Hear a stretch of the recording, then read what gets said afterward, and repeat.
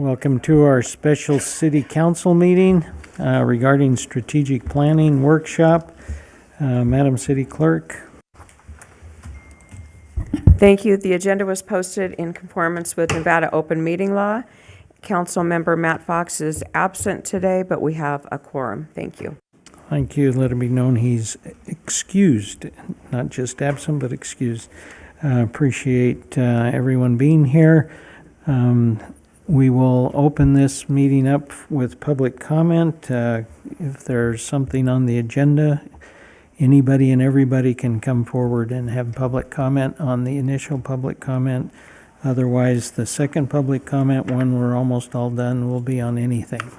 So we welcome anybody to come forward. Is there anybody on the phone? Not at this time. 702-589-9629, and no written comments? No written comments were submitted. Okay, so if somebody would like to come forward and have public comment on matters on the agenda. If someone would really like to come forward and have some comment on the agenda while we're waiting for 702-589-9629.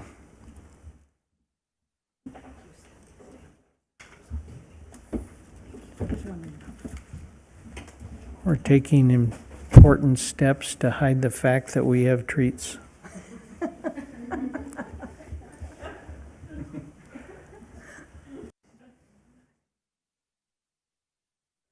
Seven 702-589-9629 if you want to call in. And the microphone here in Chambers is still open if someone would like to come forward.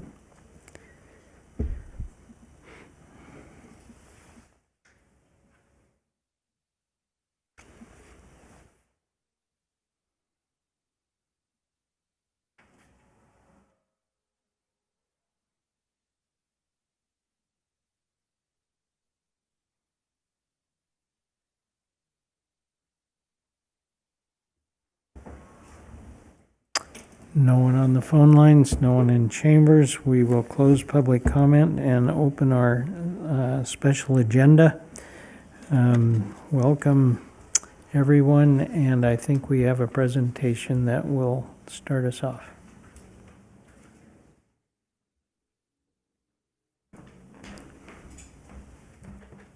Thank you very much, Mayor and Council.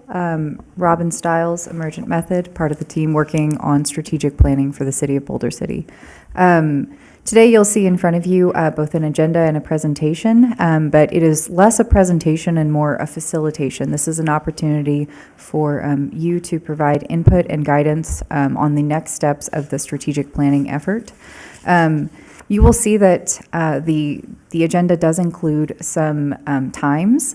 I would encourage you to think of those as just a way of breaking up our allocated time today. We certainly do not have to adhere to those times, and so please don't feel as though you either need to stretch or condense your discussion to meet those. That was purely just a recommendation of time. We certainly do not need to feel constrained by those times. I would turn your attention to sort of the first pages of the PowerPoint. So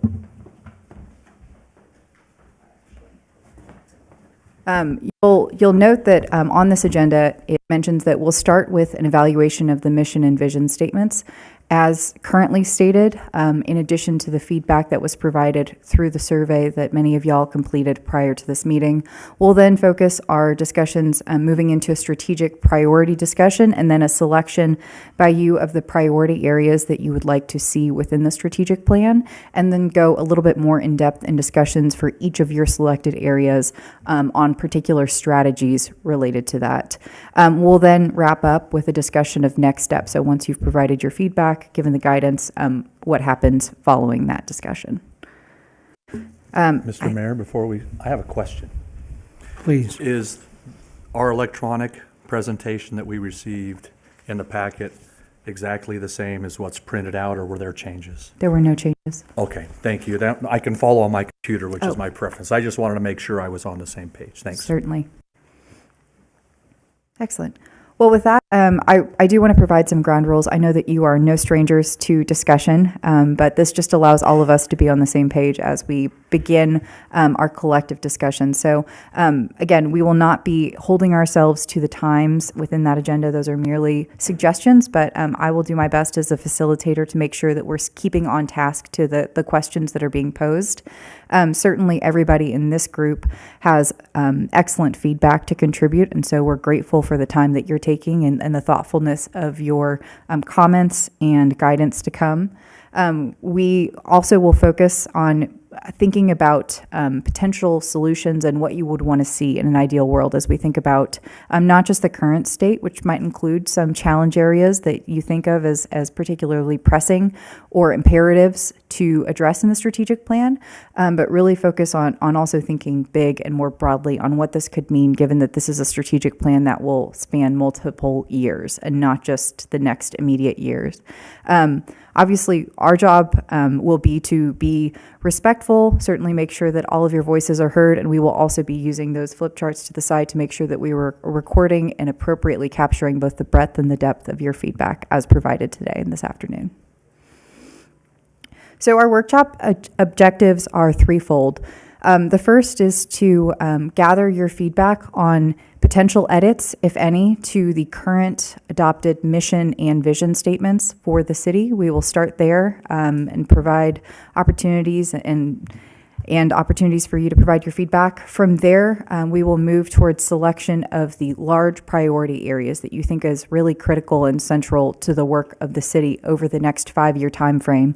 Once those priority areas have been discussed, again, as mentioned, we will go a little bit deeper down, a little bit more tactical to understand and gather your guidance on particular strategies or actions that you would like to see via those areas. So we'll go ahead and get started just with mission and vision statement. I'm joined by my colleague, Kaylee Jones, who will be helping me co-facilitate this afternoon.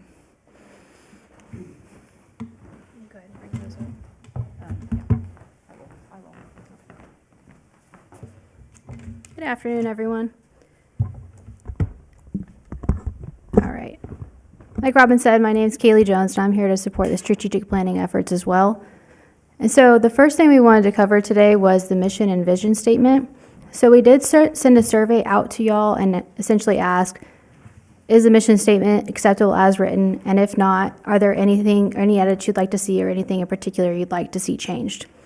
So overall on the mission statement, we received 10 responses total, and the majority of y'all said to keep the mission statement as is, which is certainly in alignment with what we heard from both residents and employees during our surveys and what we heard during our community meetings. Of those who wanted some edits to the mission statement, some wanted to focus on public safety and quality of life, and some wanted to focus on fiscal responsibility. So the current mission statement as written is the City of Boulder City's mission is to deliver outstanding services to enhance the quality of life within our community, our economic vitality, and the safety of those who reside, work in, visit, or travel through our community. So what we'd like to discuss today is, are there any changes you would like to see to this mission statement? And if so, we'd like to discuss them. This is going to be a discussion, so if you have something to say, you don't have to raise your hand. I think leave it as it is. I agree with most of what the citizens said. I got to listen to one of the meetings, and I agree with what they say. I don't think it needs to be changed.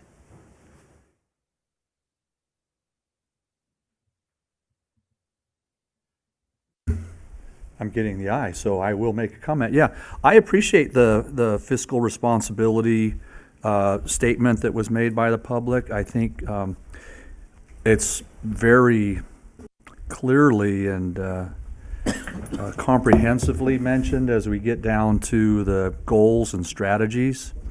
So I'm comfortable where it resides rather than putting in the mission. I don't discount the absolute necessity that we do focus on that, but I think where it resides currently is good in my view.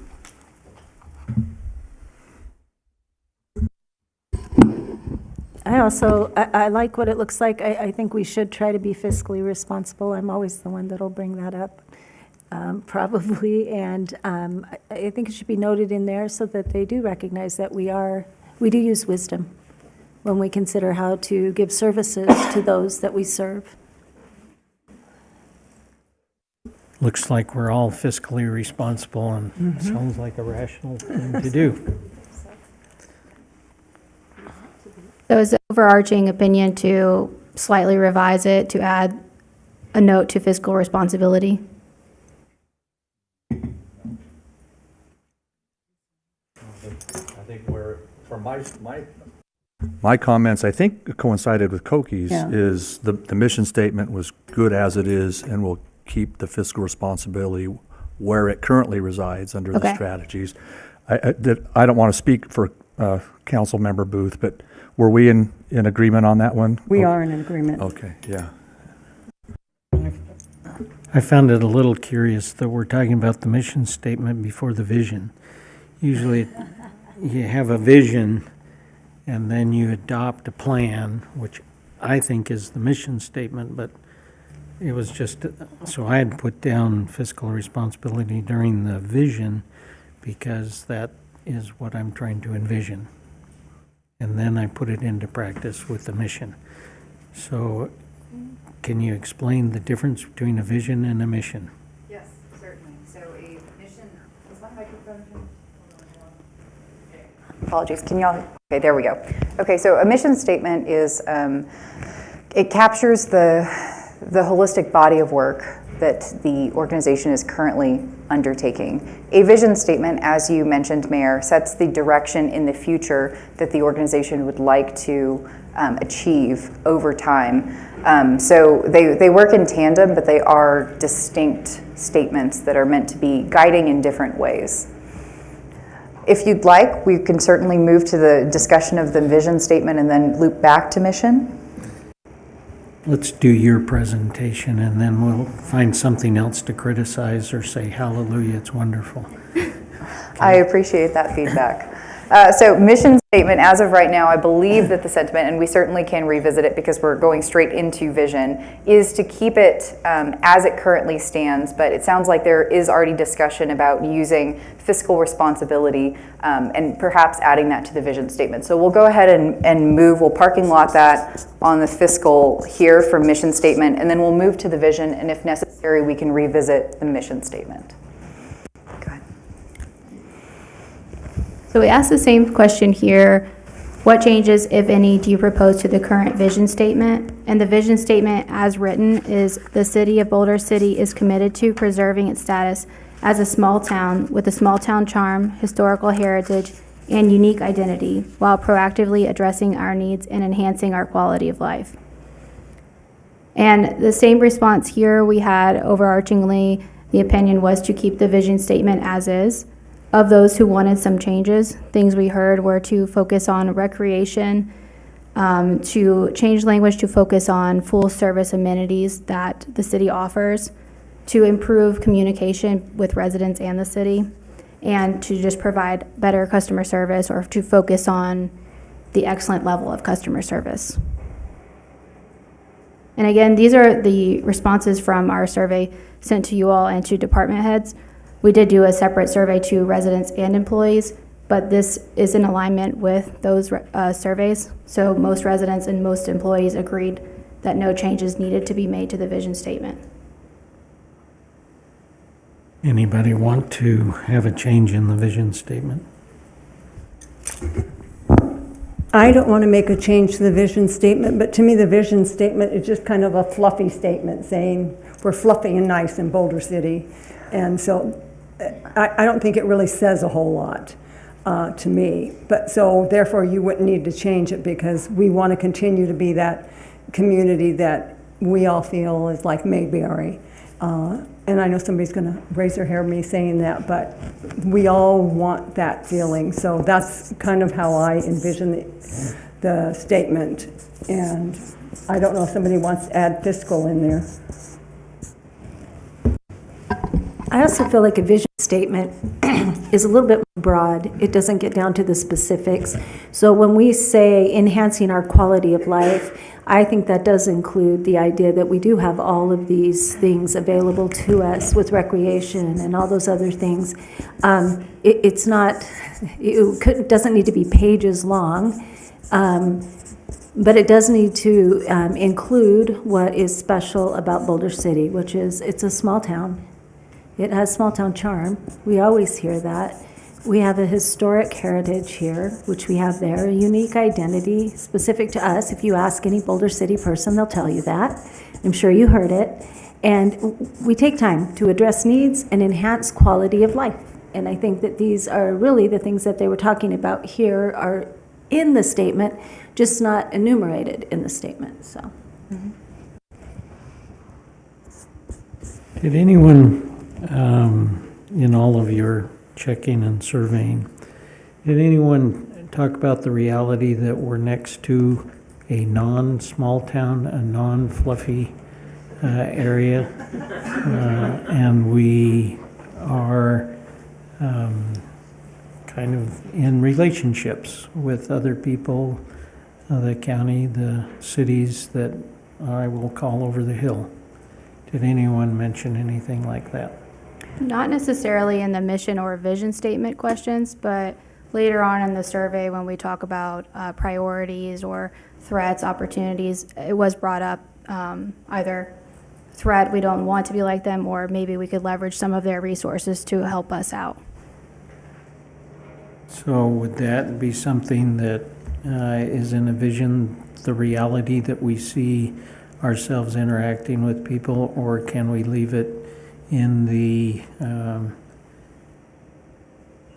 descriptions later? Go ahead. I myself would think most likely descriptions later in the way that we communicate and go about the business here in cooperation with organizations over the hill. They might be fluffy, a little, some of them. Good cover. Yeah. Thank you. And then how those go together.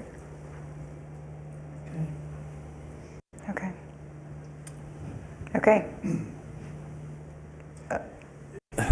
I'll just make the point now because it's in the vision and it doesn't come up really elsewhere.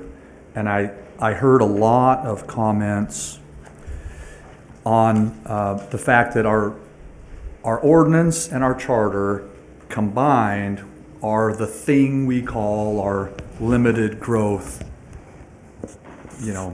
statement or whatever we call it. And there was a lot of comments about, yeah, it was limited growth, not no growth, or we should have some growth along the way. And there was a fair amount of comments in relation to that. But as we think the council or staff haven't stood in the way of any development. It's been our charter and our ordinance that have guided that.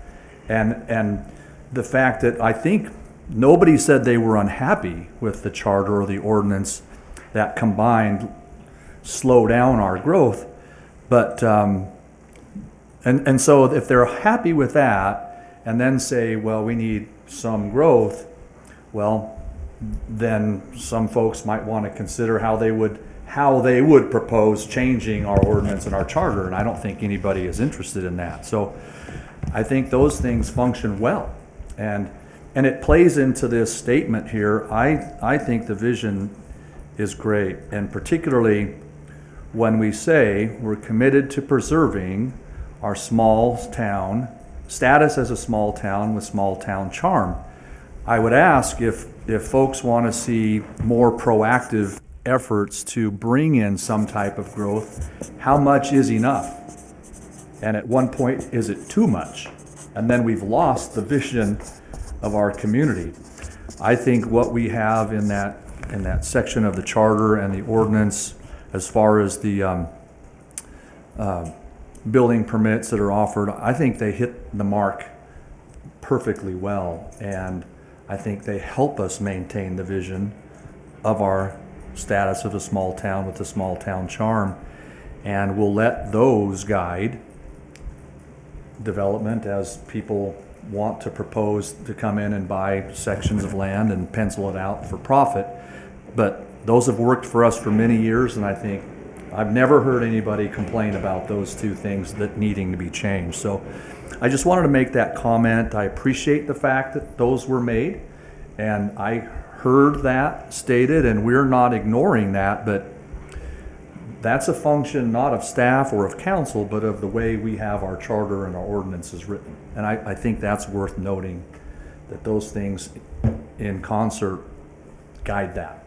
And nobody else individually is specifically putting the brakes on or putting the gas on development. It's just a function of how those are. I just wanted to point that out. I just want to kind of expand on what Steve just said. I heard a lot of they wanted affordable housing so that we could bring some young families into Boulder City because we don't have enough homes for young families here. One of the ways you do that is through townhouses. We don't even have a zoning for townhouses yet, so I think that's something that we really need to work on, is getting zoning for townhomes. And there's some lots of land, and I purposely think the land right next to the library where the old dog pound used to be, that would be a great location to put in some townhomes, and maybe the city work on getting little parcels that we have that we could put some townhomes in and bring some affordable housing in and still stay within our growth ordinance. But I think it's going to take, first of all, getting a zoning for townhomes, because that gives everybody you can have a 2-story with a little backyard, and that is a great starter home for a family. So just wanted to expand on what you were saying. And I think a lot of folks, you know, you're not alone in that idea to kind of help create those.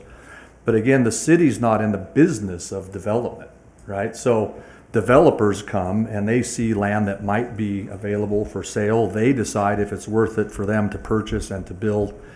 If, you know, the idea to create an additional housing option would enhance that opportunity for developers, then that's up for another discussion. But I think a lot of times there's a misconception that the city drives development, and it's our charter and our ordinances that drive that, and private companies then do it. That we don't develop, right? We don't decide to build.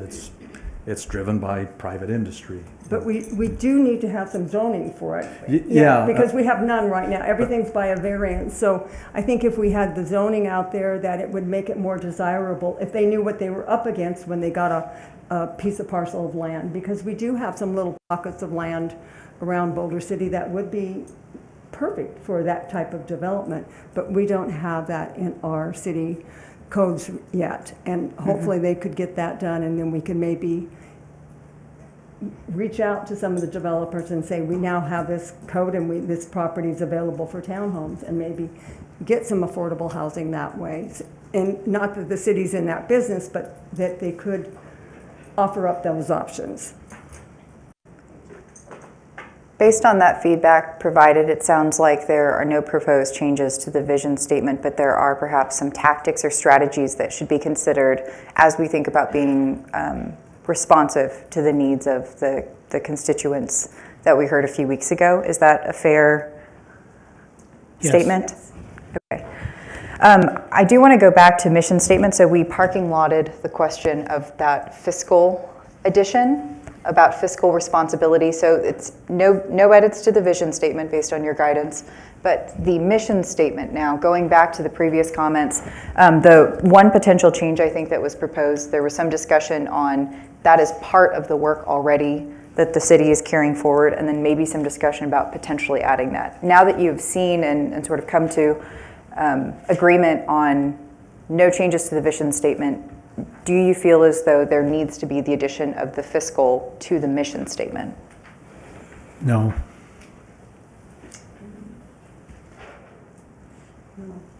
Okay. So collectively, no edits to the mission statement as well. Yeah. That the terminology and the references to fiscal responsibility will be carried through in other areas of the plan and of the the discussion. With the mayor's forbearance, goal A is achieve prudent financial stewardship. So that's the first thing we hit as a goal. And so I'm supportive of what the mayor had mentioned, that no Great. changes. Thank you. All right, Are we done? we're done with Well, this with section. 2 of the areas, yes. We blocked off 3.5 hours. Can't let you out that quickly. The slides come up. We're going to go over the strategic priority discussion next, which funnily enough, the example y'all just used about mixed-use housing is what we used here. So I'll let Robin take this one. Yeah, okay, so I would encourage you, many of the ways that we think about strategic planning are related to thinking about our priorities, our goals, and then strategies and tactics, and all of these really layer onto each other. I know that folks use a variety of different terminologies when they think about strategic planning, and so just to build a shared lexicon that we can all use collectively today as we're thinking about how we prioritize. We view priorities as broad areas. So these are the broad areas that are most important to us collectively. Those serve as the building blocks. In the previous strategic plan, you'll see that those would be the equivalent of the goals. So achieve prudent financial stewardship. Financial stewardship in that example would be that broad area, or in the case of what's on the slide, public works. So we're thinking about the goal. That would be something that is What are really... you looking at right now? In your right hand? Oh, the previous strategic plan, as an example. Yes, So yes, you have sir. a page. Page II, just the table of contents. Could I ask a question? Certainly. So we didn't talk about core values, right? We're moving on to the bigger picture where it feels to me like you're suggesting the priorities are what in the current strategic plan are core values. Do you see a correlation there between those two? Are you suggesting we leave the core values and don't discuss them? Which I'm okay with them, but it sounds like maybe you're changing terminology from core values to priorities as they're listed in the strategic plan we're replacing. Yeah, no, I'm not recommending that we change that. I think core values are standalone. Many of how the previous strategic plan was laid out, I would simply recommending that the goals, you would think of the goals as the broad areas. I think of those as the building blocks, and that's what we are hoping to identify through this next discussion. So less explicit outcomes and more areas. If you were to think about the 5 to 7 priority buckets that you would like to focus our efforts collectively on over the next 5 years, identification of those. So again, priorities, those broader areas that are necessary, sort of imperative, that the city think about and put its effort towards. And then the goals would be those outcomes related to them. So in the case of the example that's right here, if public works were the priority, a goal would be potentially increase of mixed-use housing development. The strategies related would be more specific actions related to that, and tactics would be step-by-step of how you would achieve the strategy. For the sake of this, do you have a clicker? For the sake of this initial discussion, I would recommend that we focus on the priorities and goals, so those broad areas. Following the selection of those, we can then have that conversation of the particular strategy. So for instance, if it comes down, Councilperson Booth, to the idea of zoning, that would be a bit more of a strategy or a tactic that we would then underlay within that broad area that has been selected. Questions? Okay. So we will go through some of the feedback that was received from the pre-workshop survey. So again, these are the responses from the council and also department heads related to identification of the long-term areas. You also previously saw the feedback from residents and from your constituents that was previously presented a few weeks ago. So this is an addition, not in replacement to that. And so this is, again, the survey that we sent to the council and to the department heads. So as well as the steering committee. So the question that we had for y'all here was, what priorities do you want to be the largest priority of the city for long-term planning? So the next 3 to 5 years. And these were the responses that we received from y'all. So we grouped them together by just like a bucket for priorities. So for the top one we have here is Public Works with 7 responses. And we did receive 12 written responses in total, if that helps you frame this. However, in some of the cases, one thing someone said may fit into multiple boxes, and that is represented in these numbers as well.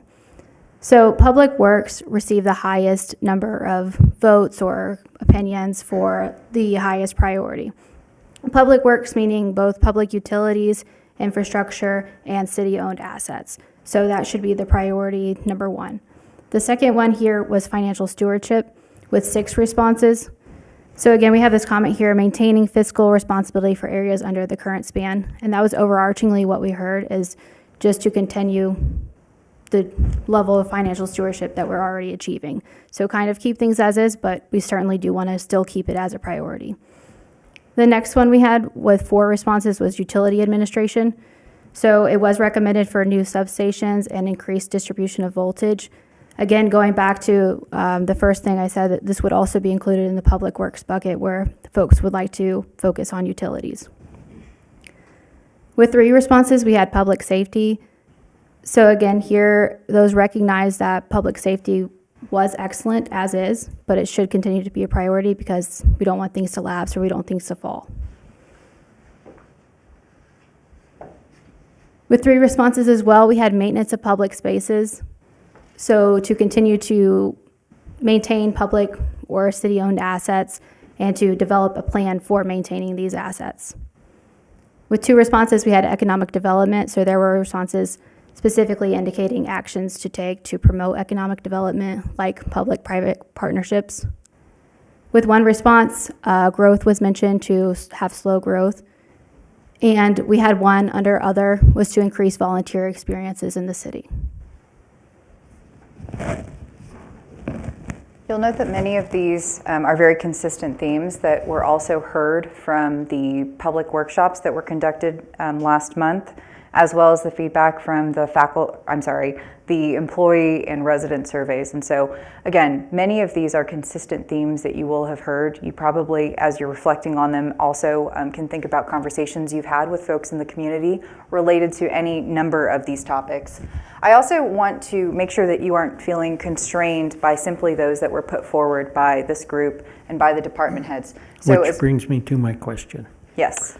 So we hear about parks and recreation, and we hear the term pool, and we hear the term aquatic center. Did that ever surface through any of that? Yeah, it was mentioned, and for those, we threw it in the Public Works bucket. It No really pun wasn't mentioned intended. so much in this question as it was the next one we had, Sorry. because this was longer term, so 3 to 5 years. The pool was more so mentioned in what's the 1 or 2 priorities you want to see over the next 12 months. Okay. So as you think about the areas of focus, I certainly would offer this list. This is a list of many of the functions that the city already leads in its work. This matches the list as well that we used to facilitate much of the discussion with residents at workshops. I would ask you, as you think about the holistic body of feedback that you received a few weeks ago, as you think about the own priorities that you've heard from your own conversations with folks in the community, what are some of the top priorities that you believe the city should focus on in broad area terms over the next 5 years? My plan, just so you know how this feedback is going to be used, I'm going to be consolidating this into a list. So as you provide feedback, I'll be writing things down. Please don't feel constrained to offer only 3 or 5. There's no magic number of priorities. Once we have a whole list where each of you has been able to provide your feedback, understanding that there likely will be some overlap in the things that you're prioritizing, you will actually have the opportunity to then go through this list. We'll make sure that all of the ideas are captured, and then you will be voting on the priorities as individuals to see where the prioritization takes out. Yes? do you want us to give you the overarching priority of a goal as opposed to something very specific as a specific, like the swimming pool? Do you want us just to say Public Works? You can say swimming pool, and then I might ask a follow-up question of, are you thinking of this broadly as the amenities and parks and recreation offerings, or are you thinking of this as broadly infrastructure? So I might have clarifying questions just to make sure that we're being appropriately broad. Okay, I just wasn't sure if we were working just towards the large categories and then we'd get down to the smaller, or if we were just hitting the road running and we were giving you anything we wanted to. You can give us anything that you want. We will organize it to make sure that we're moving the conversation forward. Okay, fantastic, thank you. For it. This is your big chance. Well, clearly, I think a priority for us, since we have a leaking pool currently, is to be able to get a pool that functions at a higher level. You're thinking of that as within the realm of the amenities that the city offers. And facilities. Yes. Others? Can I keep going? I would love for myself and then when I talk to others around to continue the maintenance of our roads. There are some that are sorely lacking.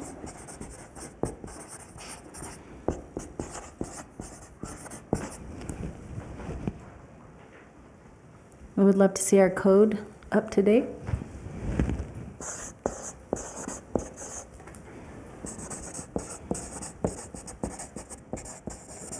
Do you view that as a way of thinking about infrastructure investments, or a standalone related to potential growth maintenance of public spaces? Large portion of what we have currently has not been updated for many, many years. We've been working on it, which puts us kind of out of compliance with some of the state regulations because we don't have written the same things that they're asking. So we don't have enforcement opportunities. We're working on it, which has been great. Don't be thinking that I'm not thinking it's great. I'm just thinking, could we not possibly move forward and keep going forward on having it be more completed in the future? I know you are. But if we had it as a goal, then it could just be marked off when you're done. And you could feel really good about that. So I'll hold back for a minute and we'll see. So you got your pen ready? I do. Okay. So theater, rehab, the Smith Building, parking,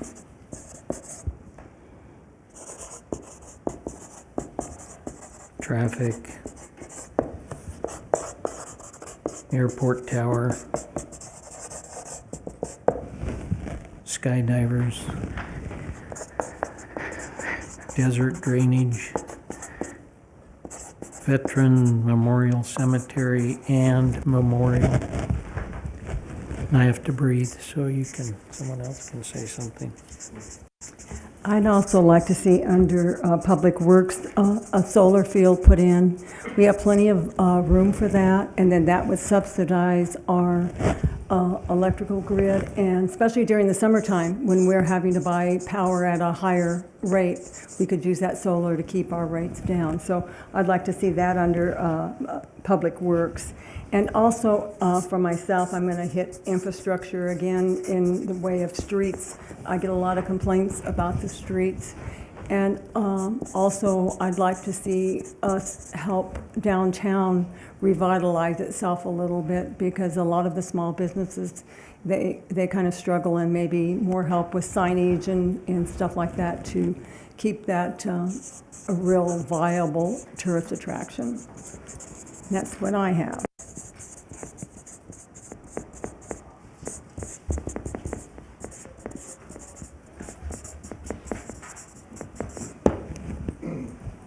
I know you have a list. Well, one of the things about going last is a good portion of your list is taken up. So Okay. But I do have some, I think, that are worth tossing out for discussion. We haven't discussed or had in our past strategic plan something specifically focused on tourism and recreation. And so the ability to kind of put that higher on the radar, if you will, for us. Chamber is doing awesome with the initiatives they're involved in, and the city is partnering great there, but it's never been, a goal specifically. And then, of course, we can't ignore the fact that somewhere in here we have to talk about water use and conservation on the citywide level, whether it's we are doing, city properties, golf courses and so forth, but, taking that further and educating all of our residents, the impact of their use, whether it's indoor or outdoor use, and find some goals for our usage within the community. And in addition to these, the list that's been created already, which I support all of those, yeah. So I believe that some of these, depending on how they're framed, could fall within different areas. So as we're going through, maybe let me try to consolidate. I think that there are some common themes here. Oh, I'm sorry. I gave everyone a chance and no one came to the table. Again, I think that we should maintain prudent financial stewardship, and I think that that could be done by diversifying our revenue sources. And so I think that that should be just an ongoing goal that we have, so that we are not all stuck with all of our apples in one basket and then all of a sudden one goes bad. And I have to put an extra check mark. I think the mayor called it Theodore Smith Building. I'm going to maybe broaden that a bit, that as a city, we own quite a few buildings that either are being underutilized or not utilized at all, and that are kind of falling, you hate to use the word disrepair, but if you have to, right?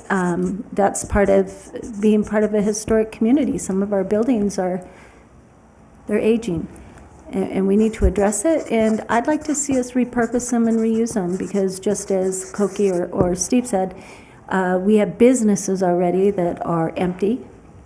And then if we contribute to that also by having buildings that are empty for the city, it really is not a good look when people come into town. So if there was a way to revisit the function or what it could be used as, I'd like to see that. And Robin, if I can, or Mr. Mayor, as I consider your priorities, I'm kind of comparing with our existing goals, right? And most of them fit under existing goals. Create or promote historic preservation. I think we have some specific strategies in there with our city-owned buildings. So, I think, maybe just revisiting some strategies. The ideas of these aren't terribly new, but how we can refine the strategies to get to these new places.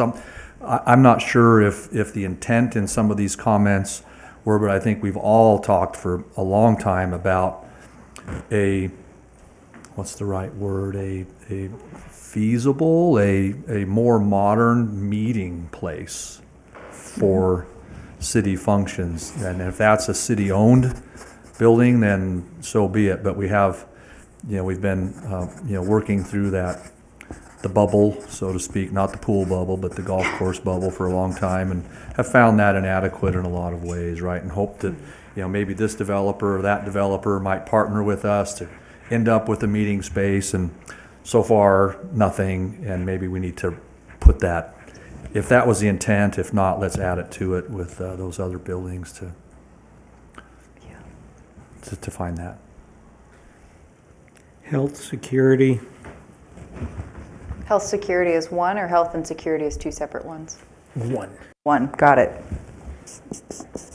Is that infrastructure? So It's investment- infrastructure, availability, opportunities, and reliabilities. I'm just seeing if you have enough ink. I have another Sharpie. And then education. So we've had a decrease in the number of children in our schools, but fortunately we have the change of school assignment, the COSA, which allows us to have an influx of students from elsewhere, which has been a great boon to us because we have teams and athletics that are competitive because we have enough people. And there was a motion before that they were going to do away with schools and put them all under one roof, and that didn't go over well with us. So we have to be aware that there are other forces looking at Boulder City and how we would like to continue to have our individual schools and individual principals and individual teachers that have done so well for our children over the years. So it's I'll call it a risk and an opportunity.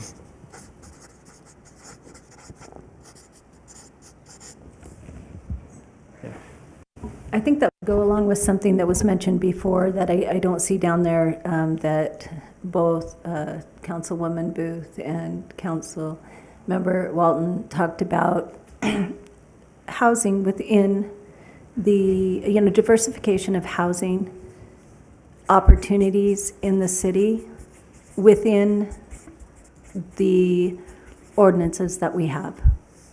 So there are ways to be able to see if the community is interested in that, and we can place that within the plan to put those forward to see, whether it be by vote or whatever, if they're interested in portions of land for development for specific things, so.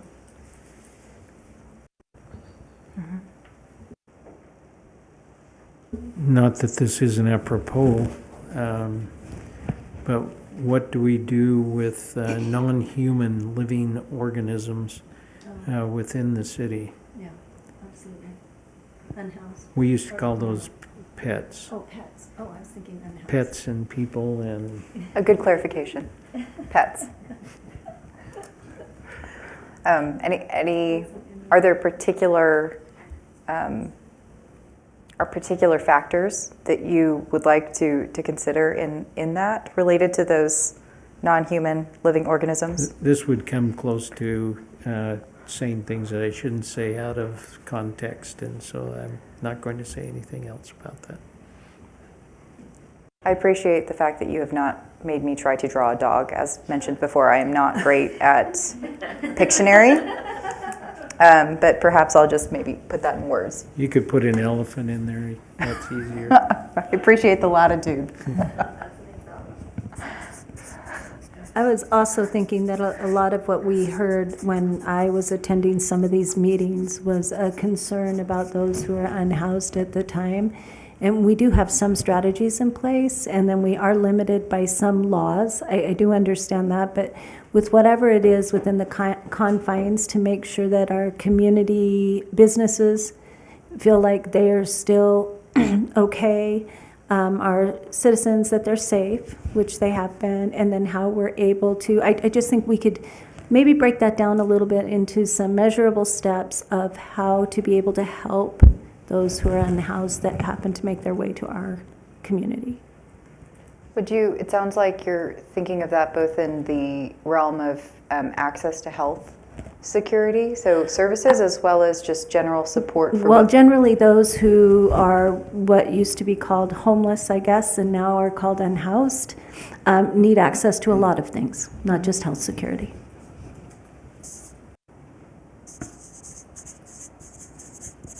Broader service access, is that, you think, representative? To be able to provide those.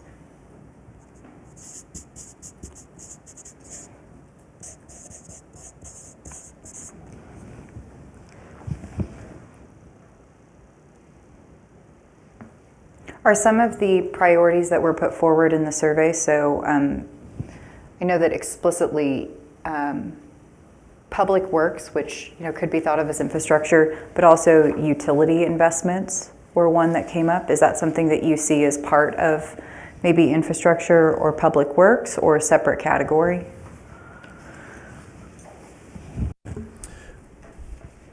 We have the current goal B, which is titled Invest in Infrastructure. I would suggest, since we've kind of passed the investment phase, and I think we're to the maintain, and enhance, but I think that's where that all falls, the public works efforts, in these goals, under strategies, it might be the achieve prudent financial stewardship, where it talks about enhancing funding from the outside agencies, such as the RTC for our roads and those types of things, and the Regional Flood Control District for our flood control projects. When we talk about utilities and public works, that can be divided into a couple of these which already exist. It's just a matter of switching the strategies, and I view the potentially, a title change might be appropriate, since we've, had 5 years to do the investment, and clearly there's more investment always going to be required, but come to the point where maybe we modify that to where we're at today. But I think those fit into, I think the strategic plan, and maybe it's starting to show in my comments, that was created, 2020 to 25 was really well done. And let me give kudos to the folks that worked on it and put it together, because I think it really hit the mark for where we were at that time, and laid a good groundwork for us to build off of for where we're going, with your work to kind of bring us there. And so that's why I keep referring back. A lot of these we have, and I think the main titles, the headings are fantastic. Maybe add some if appropriate here, and then the rest I think fit probably already under a lot that we have currently. Yeah, I mean, to your point, Councilmember Walton, when you think about those goals that were articulated in the previous strategic plan, those headings, it sounds like maybe the verbs related to them might need some consideration, but it sounds like those 5 areas you believe are still representative.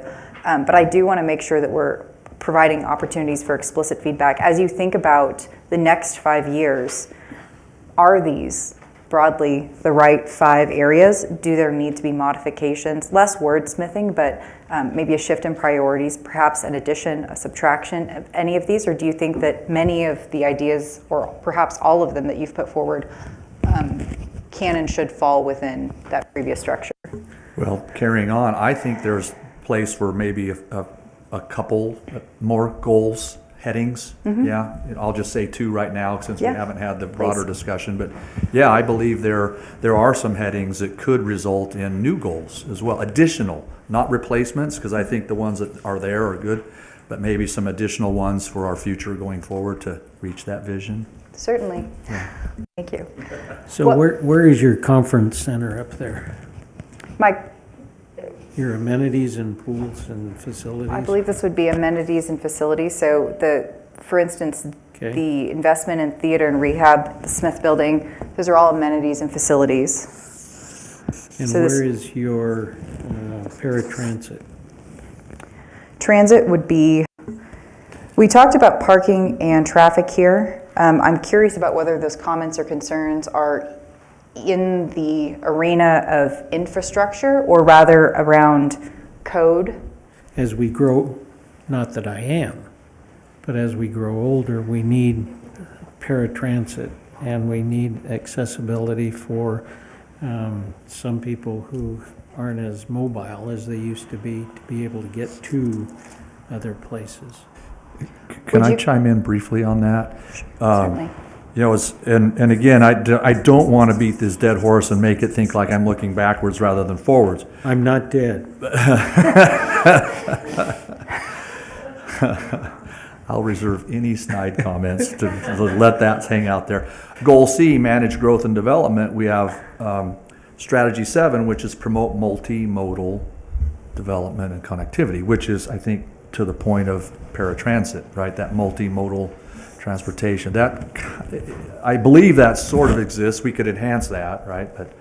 And maybe it fits under its own new heading, where we address you know, we've had a bigger emphasis on focusing on making the city's ADA engineering more user-friendly rather than just meeting an ADA standard that the federal government wrote.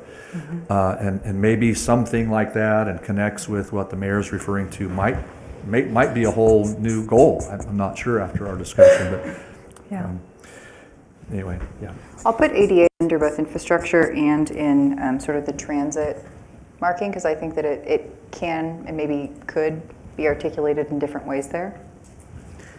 One of the things that I've noticed is, kind of with COVID, is everybody got an RV. And where do we park them? And where do they go and how do we do it? So I think that is something that we have to figure out.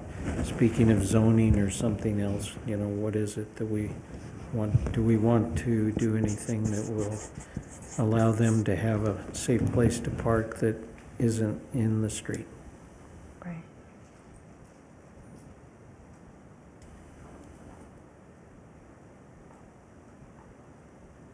So what this is a list of how we can get into trouble.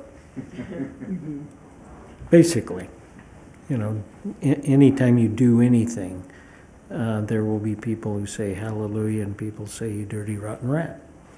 But this is basically a list of what some people feel would be a good idea to consider. And so that's kind of what we do, is we throw that spaghetti against the wall and see if it sticks. Yeah.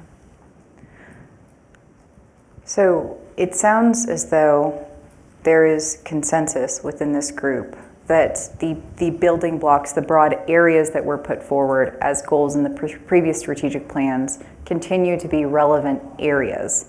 Not to say that the goals themselves won't emerge, but as we think about financial stewardship, which is over there on that board as well, infrastructure, which is really throughout this, but explicitly right here. As we think about managing growth and development, both related to some zoning, which is down here, as well as the housing question, which is on this other board right there. I think that all is under the broader heading of growth. There also explicitly in the previous plan was a call out for historic preservation. Is that still an area that you see as relevant, or is that something that is captured perhaps in a different way? Well, if it's not up there in print, we ought to put it up there in print. And then with historic preservation, that includes, you know, a water treatment plant that we haven't figured out what to do with. So there are things that we can actually do something more than say, you can't build here because. So what is it that we can as a city do that will be visible, other than say you can't do this or you can't do that? One of the things that listening to some of the meetings was on historic preservation, that so many folks felt like all of the historic buildings we had some control over. And I think it really needs to be clear what buildings are the cities that we have control over and that we can do something about, because there was a lot of confusion on that part of it. So I think moving forward under historic preservation, these are our buildings that we have to maintain and care for. Yeah. Public safety also has not come up as a distinct category. Is that one that you think should remain, or is that work that is being carried out through different? I honestly venues? think that some of these things that we're talking about right now, historic preservation, that we've worked hard to get to a certain level, need to remain on the radar so that they stay, they stay at least at the current level or improve, right? Or find more success even. And I think that that's the same with public safety services. I mean, it's not something that goes away. It's a daily thing that's needed in our community and cherished actually by everyone who actually lives here, is the level of safety that we have, those individuals who provide that for us. So yes, I mean, I myself believe that needs to be a category so that we make sure that we don't take one step backwards when we took so many steps forward. Looking back at, prior things that have been talked about, we live in a place that we get trash picked up 3 times a week. I'm not sure anybody ever does that anywhere else. So what is our commitment towards recycling? What is our commitment towards assuring that we have a landfill? And then, when you start talking about a landfill and the service that we get, you have to say, okay, what's our commitment to a rifle and gun club and that kind of amenity that very few people have in the United States? And, what is our commitment to invite other people to participate in it versus our own people that are citizens? So what is it that we provide for the citizens of Boulder City that is unique and different than so many other places? So I think one of the things in our priority areas is to figure out how to blow our own horn. People say, I don't like this place because, well, we need to make a list of those, I don't like this place because, and say, well, the good news is Boulder City doesn't have that. And I like this place because, and Boulder City has all that. So we need to make sure that we aren't trying to denigrate ourselves, but make sure that I'm trying not to use the word proud. I think that's a sin somewhere. But that we're rational in the advantages that we have in being small and fluffy. Thank you. Yeah, good luck. Not to be confused with the previous comments about non-human residents of the city. Fluffiness. Yeah. Yes. Can I carry on a little bit from the thought he started? It's okay. So we do have, and we haven't really mentioned this, and I don't know if it fits in another category, and I don't remember seeing it as I've read through the current, I'll call it, strategic plan or soon to be replaced.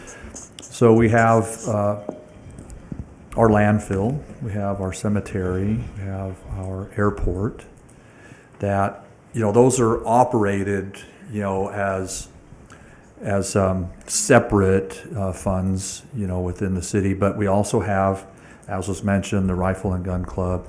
And we do have that small little RC track. Although it's not large in acreage, it's an amenity that the city owns and then leases out, similar to the gun club. But we have a handful of, if you include the airport, the landfill, the cemetery, and these other things, maybe some goal as to how we, maintain those at the highest efficiency and continue to ensure that proper investment is made so that they're durable for many, many years to come. I don't remember even seeing any strategies for some of these properties that were mentioned as well. So somewhere in our conversation, maybe you can weave something about those particular city-owned things that are outside the general fund typically, but still very important to the city, whether it's the landfill or whether it's the gun club or any of those that fit the airport, whatever. Yeah. Mrs. Jones probably doesn't even know what a quarter scale track is. I don't think I do. No, nobody does. And we've got one. And people come and use it. And I mean, we're sitting on a place that people don't really understand all of the different things that we have and provide, not just for our citizens, but for the people over the hill. Not speaking age-wise. And so that's who we are. That's what we do. And so we're so unique in so many different ways. And we have never said anything on your little list about a wildlife conservation area. that is how many miles big? It's 86,000 acres. Yeah. And I can't translate 86,000 into miles, but we have something nobody else has that has allowed our partners to grow. And were it not for the fact that we have a place for Tordai, they wouldn't be able to put them anywhere, and therefore they wouldn't be able to build. We really are a unique, vital cog in the wheel of Southern Nevada and Nevada in general.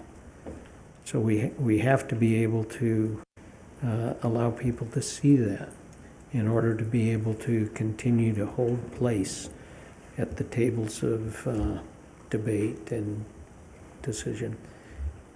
Maybe it would be wise for us then within a strategic goal to talk about amenities or services available, kind of like the transparency that we did within our financial. We could do, just maybe some transparency within Boulder City, what is available, so that it is even a publication that's offered or available that could be handed out when we go over the hill and or when people come in and move here too, or whatever. It just gives us an opportunity to state to people what's available for them here and why it's available. And I love the little comment someone made about one person said, send a magazine out once in a while about what happens. Well, magazines now don't last very long, but electricity lasts longer. And so, we can do some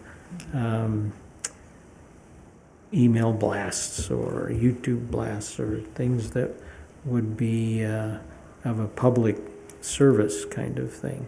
And I don't see that yet on your list of public service announcements.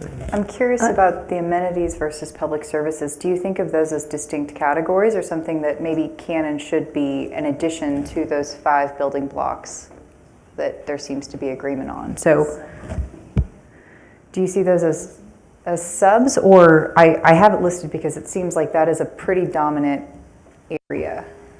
When you discuss amenities as a separate thing, are you discussing the airport, the things that he talked about before?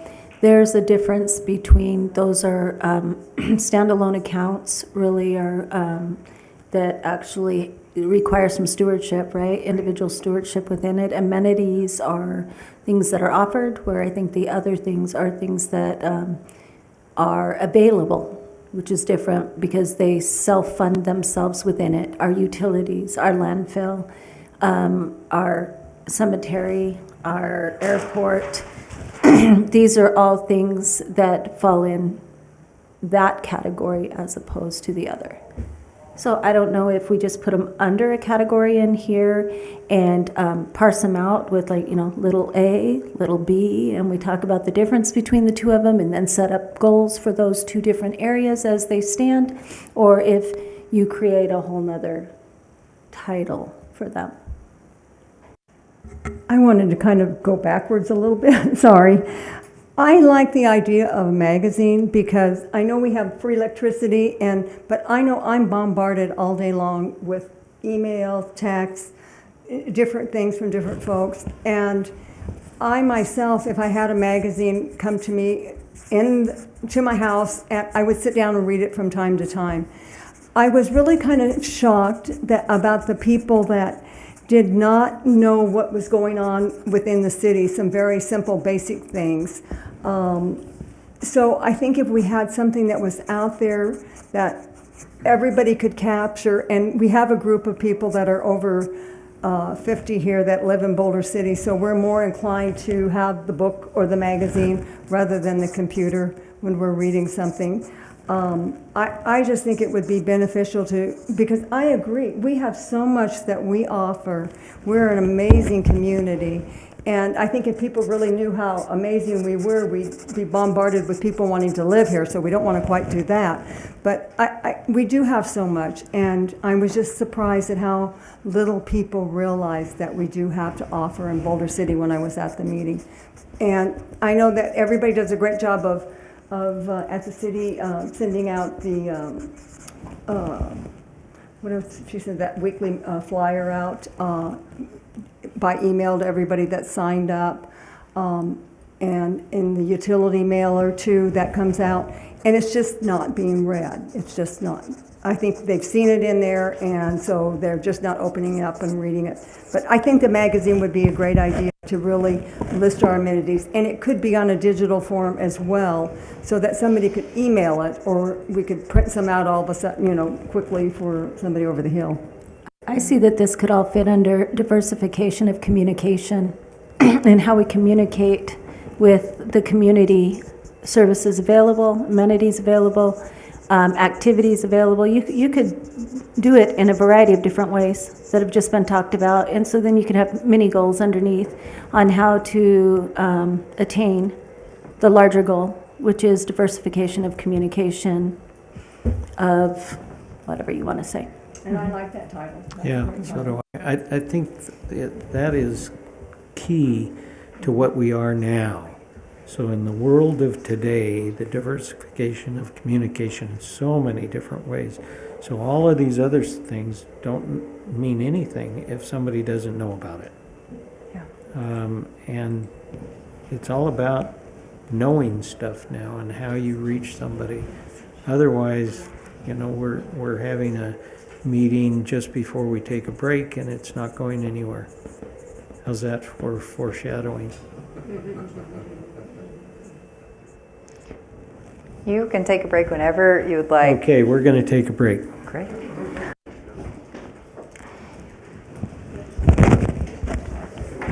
Are we on time? For an hour?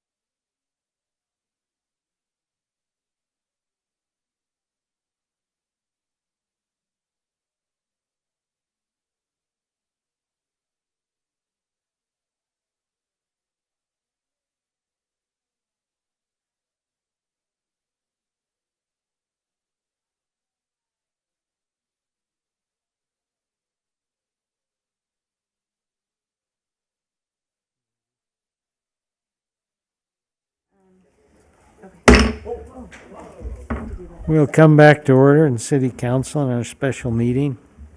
And as, you know, periodically, we hear things and that brings us thinking about other things. And one of the things that we recognize is when people are subject to what we do, they know things that they in turn share with us, which is critical, I think, for our evaluation and our opportunities. We don't really tell people what's going to happen as much as we listen, and then we take their good ideas and then we take credit for them. And so when I talked, for instance, with Barbara Polson, not to mention her name, we have found that if you talk too close to the mic, you get like that. And so if we want to maintain at least stability, because as we look at our aging population in Boulder City and our decreasing numbers of students who live here, we are looking at an economic reality. So who does the local business hire? And how does our maintenance growth, because that's what we're doing, we're not really growing in population as much as gerification. So how do we look for businesses to hire people in the economic growth period of time in their life? So I think that's one of the things that we have to recognize in Boulder City is we have to make sure that we consider the at least maintenance in certain demographics. And so that's where you get into the concept of zoning for townhouses, or, you know, what is it that we can do that gives us a steady stream of people who can work, who aren't retired. Not that people who are retired are bad people. In fact, we appreciate them because they buy stuff at our places, et cetera, et cetera. But I think that's one of the dynamics that we have in Boulder City is how do we replace? How do we replace us? And how do we have somebody afford to live here? I think that's one of the dynamics that and I don't know that I can legislate that in any way, but I think it's one of the realities. Anyone else have anything else? Councilwoman Booth? As I was sitting here through break, I wanted to correct something. Where I said solar array out there under Public Works, it doesn't have to be a solar array. It could be whatever is the latest and greatest thing in creating and generating power for us. That's the most affordable. Because it could be a steam generating plant. I don't know, the costs and effects of these things, but we need something to help subsidize our electricity at our highest usage time. So either a solar array, steam generating plant, or something out there on the market that I haven't heard about yet. That was my correction. And I think, to your point, we talk about batteries, and how does that work with Boulder City, but I think that's the same kind of thing. Make it, store it, use it, however that works. The geothermal, for instance, all of those kinds of things. What do we do and how do we use them all? Any other? Well, I'll carry on that theme. I think of maybe stepping a couple steps in front of making a decision to do that would be determining what it would take. Because when you add something that the city's responsible for, you add costs. You add construction costs, you add maintenance costs, you add staffing costs, and maybe it's just better buying power out on the open market rather than absorb all those forever costs that might not really be a good return on investment.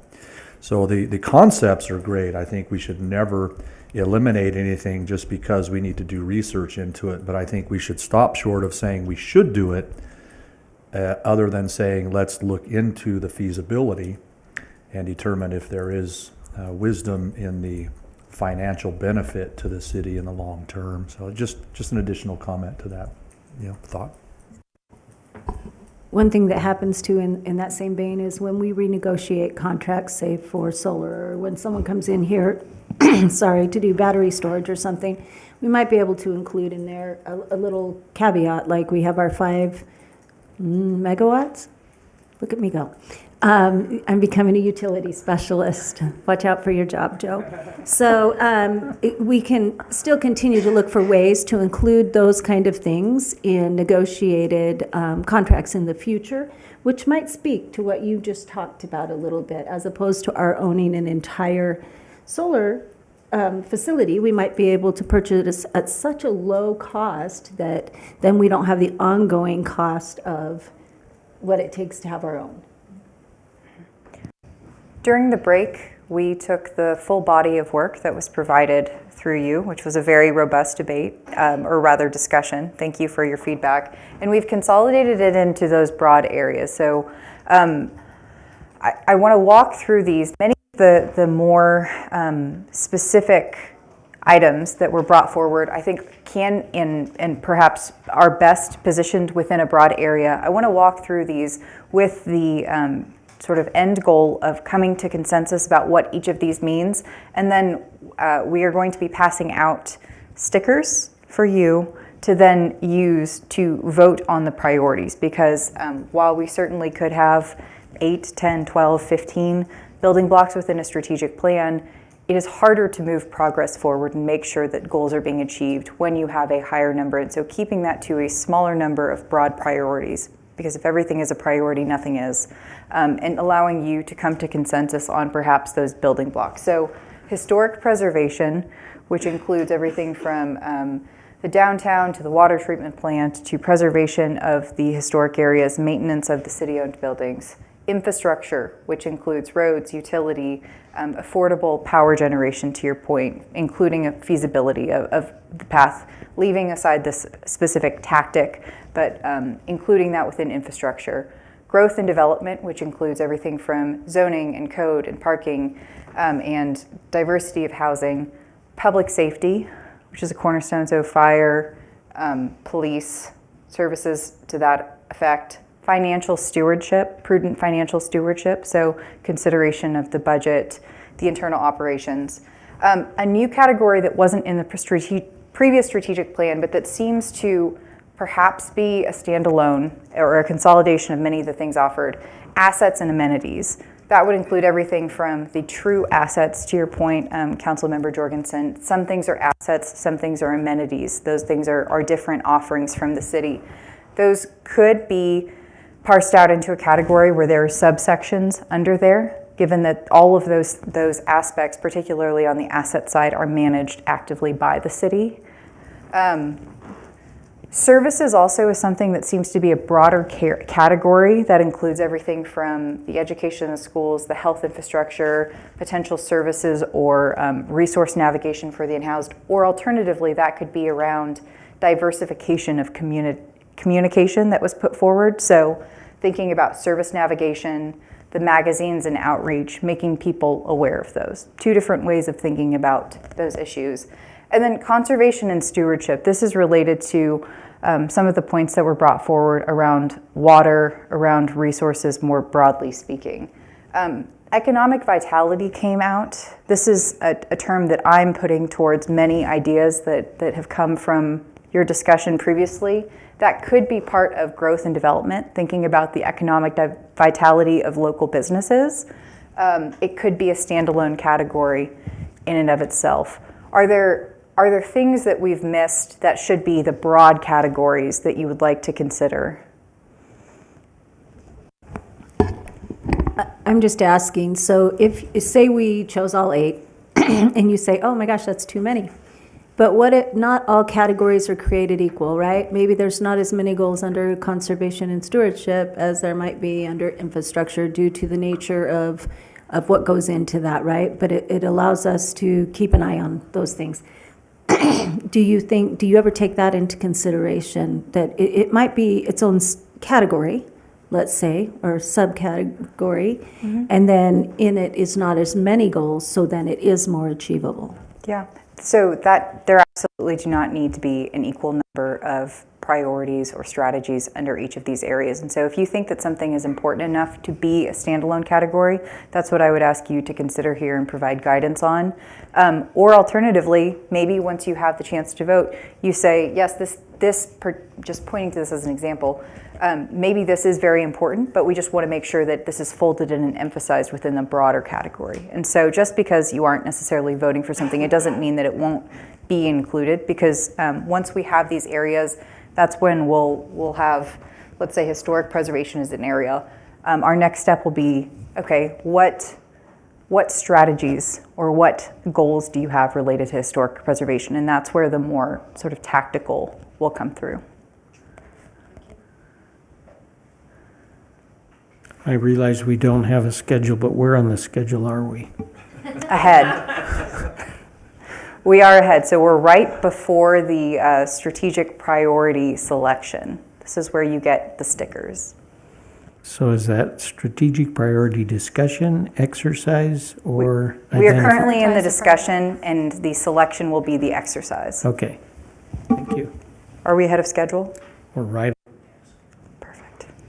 Per the ground rules. Thank you. Are you ready for your stickers? Yeah. Okay. Can you go to the next slide? I'm sorry? I want a star. I didn't bring stars. I can cut them into stars if you feel very strongly about it. So each of you is receiving 6 stickers. The colors do not mean anything. I always get that question. The colors have no meaning, but you have 6 stickers. You cannot split your stickers. You cannot trade your stickers. You must use all of yours, but none of your neighbors. This is not a riddle. These are instructions. All right, So before we get up there, there's more category options than stickers. There are. Are we suggesting then that we want to pare this down to 6? No, we are not. So you can put all your stickers in a single category. You can spread them out. You can indicate your prioritization. If you want to put 3 stickers on a single category that you think is more important, and then 2 on another, you're perfectly welcome to do that. You can put all your stickers in a single category. You cannot split your stickers, though. There are no half votes here. So can Councilman Walton write a star on his stickers? Yes, Councilperson Walton is welcome to do whatever he would like with his stickers, as long as they end up on the whiteboard after. And are we only Thank you. on that whiteboard or all 3? No, this is a consolidation of the other. So just this one to the far, your right, my left. Go.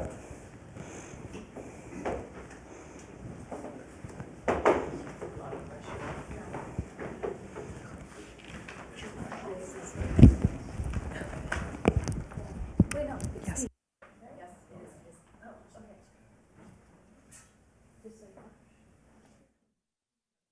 I know you are. I know. I'm just letting you know. Just so you know.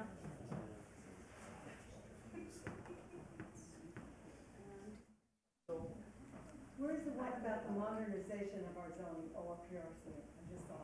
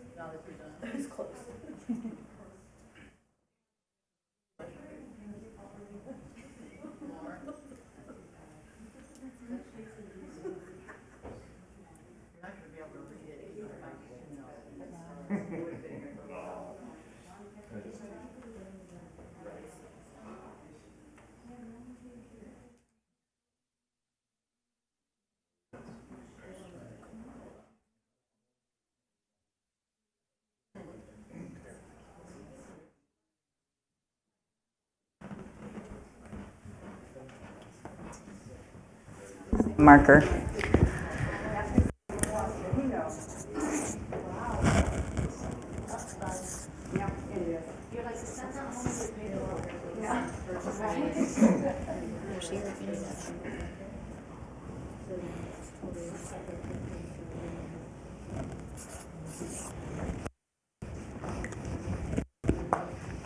It was much easier to count up the stickers than it was the coins at the public meetings. I'm just going to say that. Okay, so based on the sticker allocation,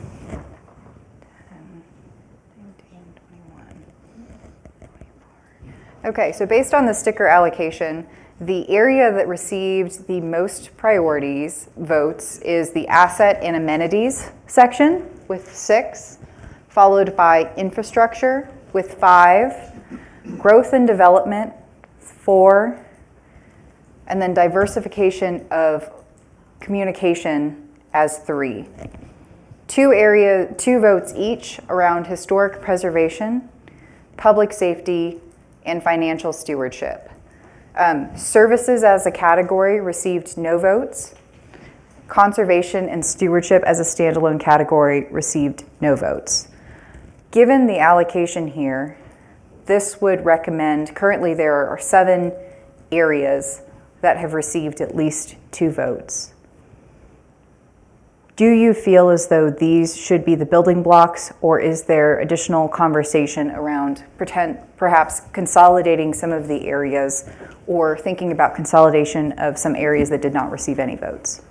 So I look at the two vote as kind of a, we're already doing that. But that's just how I look at it.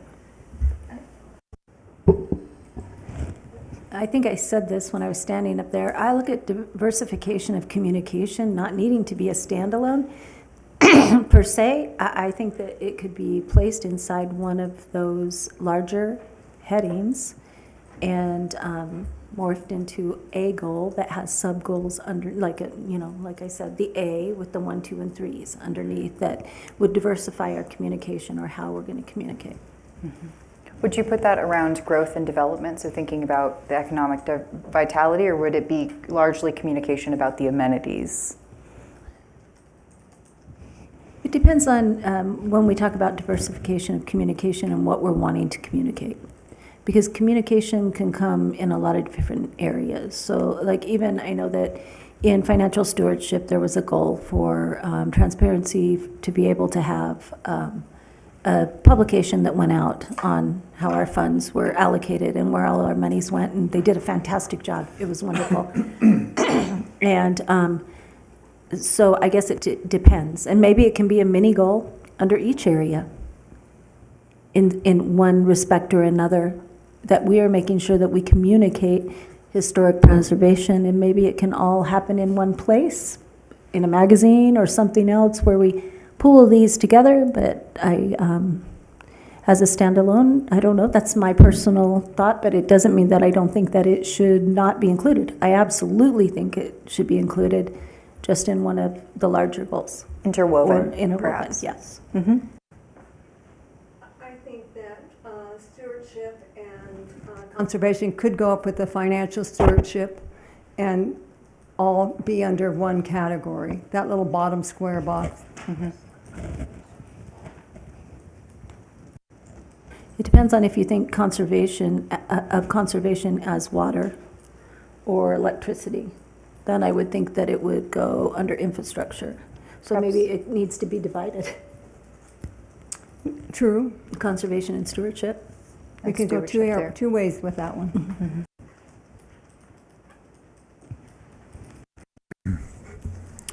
I was thinking along the lines that it was our resources of energy or water and infrastructure. When I was suggesting it, it seemed to better fit there because it's things that are controlled by our public works and utilities departments. And so it would seem like it would flow better with their strategies. And that's, when I was suggesting that, that's how I was thinking, but whatever the group wants, as long as it's there, I think it's worthy of very specific discussion and specific strategies. And I agree that, we have currently, the various departments do a variety of communicating on topics that are pertinent to their particular department. And so, it's hard to say right now if we feel like it should go under each one of them as an additional strategy or have its own. And I guess now's the time to say something I've been thinking, that in a lot of these, we're the public policy body, right? The legislative policy body. But staff, they've been doing so much of this in their normal course that I almost feel like once we get a really good framework, I'd love to hear that staff has the opportunity to give some input that we can then consider before we come to a final conclusion.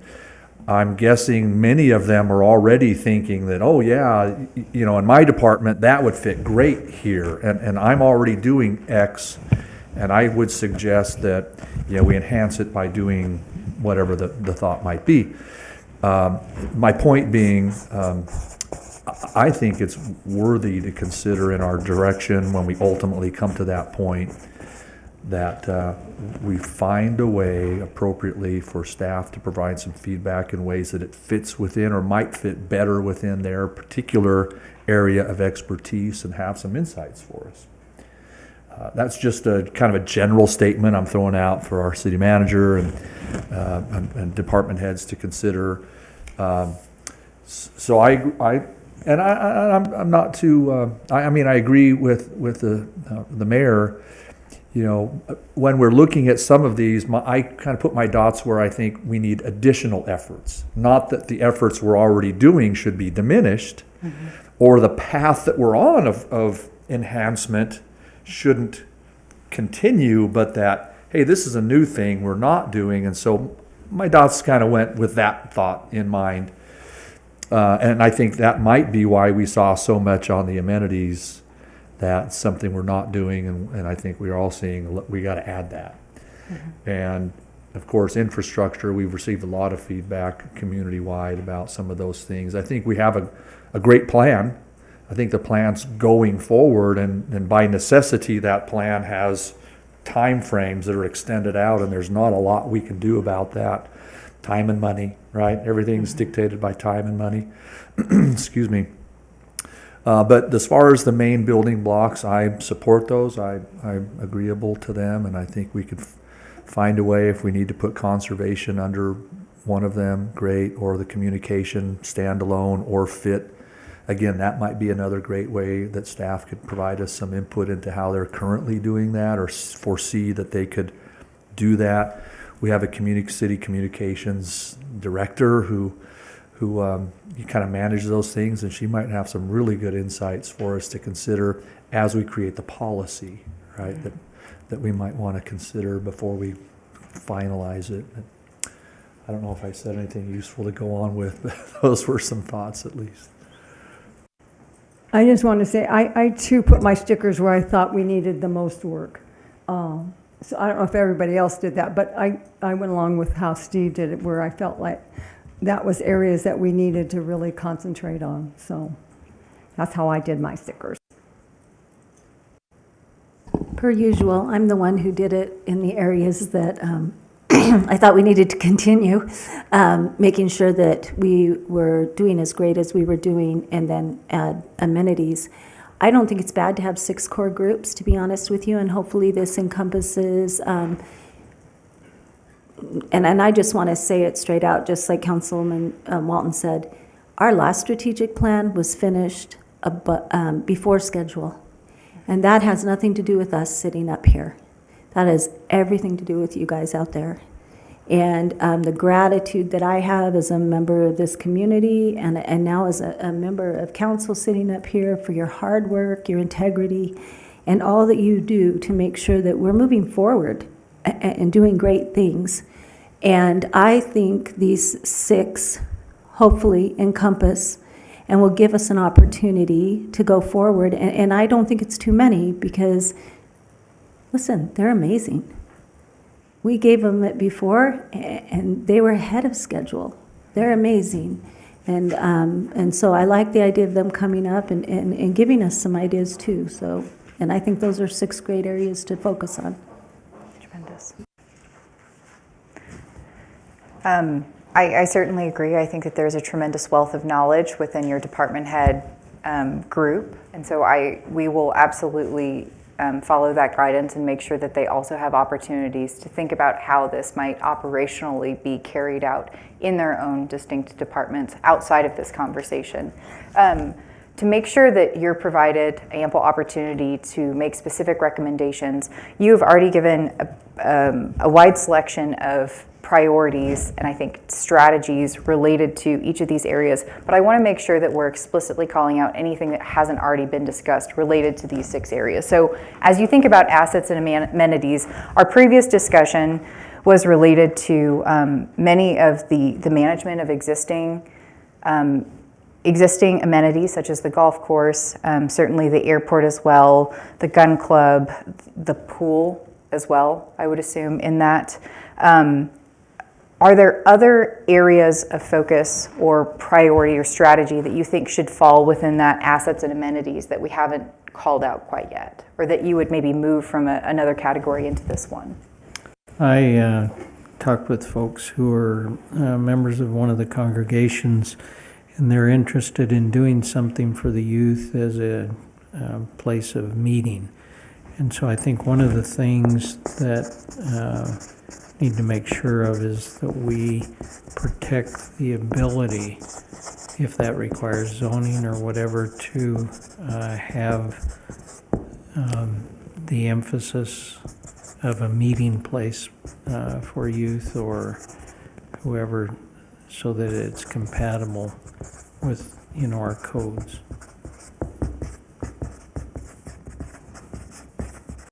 I'd like to bring up Bootleg Canyon. I think we haven't mentioned that today as an amenity, and it's really one of our great amenities. We have all the great bike races there and brings people into the community, and not only that, the bike trail that goes around. So I think that's Bootleg Canyon is a great amenity that we haven't mentioned yet. Yeah.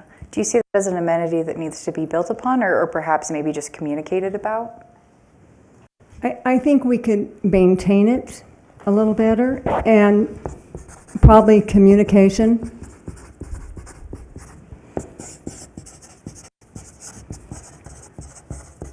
Well, the Parks and Rec they use it, and that may get back to your diversification of communication.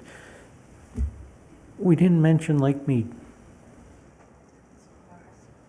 We built it. I mean, the reality is, people come through Boulder City to get to Lake Mead. I don't know where you put that. We don't own it? Who knew? Mr. Mayor, I think, and something I think is missing up there that was mentioned, and directly to your point, tourism and recreation isn't a physical amenity, but it's a concept for sure, and it can be viewed as a draw in the sense of an amenity, right? People come here, and let's use the adventure center that's going up at the chamber as an amenity to help people get to other amenities, the river, the trails, the canyons, Bootleg, the various areas in the desert that are recreational.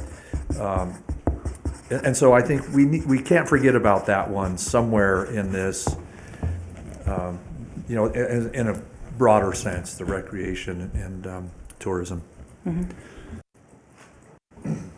I don't know if this is where we would place Park and Rec by itself, but some of these things, if not a lot, fall under the title of Park and Recreation. We have our pool that we're going to be working on, and that would need to probably be its own category because we have things that we need to do to be able to make that a reality.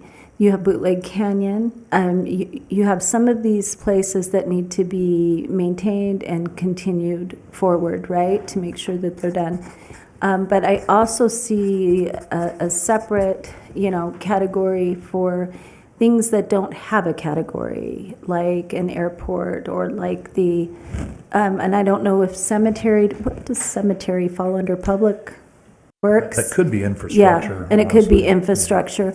I'm just thinking about some of those things where we place those, so we have some accountability and some plans. And again, it's about also checking these things off. I think I always feel good whenever I check things off my to-do list. And measurable, attainable goals within those areas. So I think, it's not the entire Park and Rec department that we are going to place down underneath there, but what areas are we focusing on these 5 years to improve that department? So I think that could fit in there, and the same with airport. Yep. What are we going to do in these 5 years to help with that amenity or asset to improve it, knowing that we have things that are going out for bid as far as property, and that we're going to be hopefully bringing new builders and things aboard. We have a tower. We have a lot of things happening at that airport that need some foresight. So, The Veterans Home.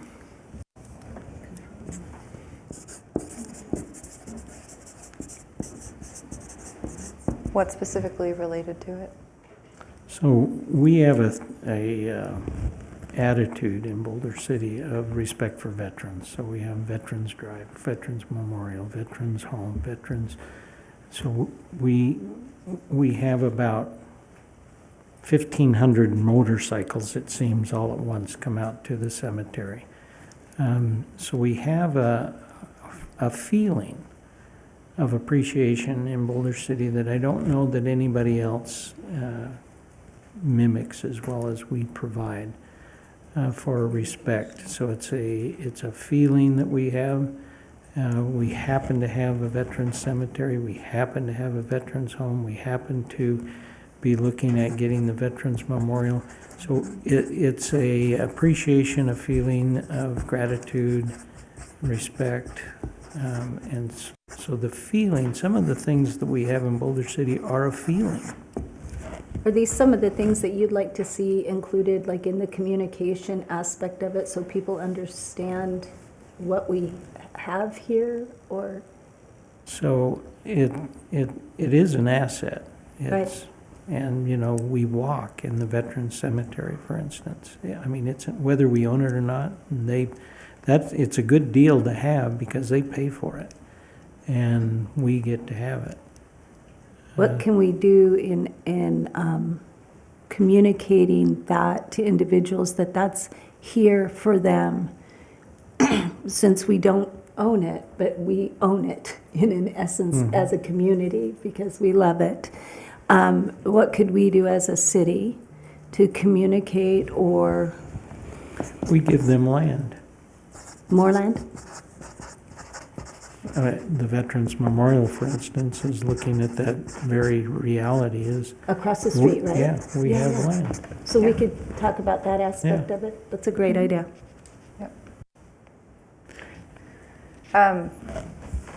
This is not the last time that you can provide feedback related to amenities and assets, but I want to make sure that we get through each of the priority areas. If there are topics that come through in another one, we can certainly loop back.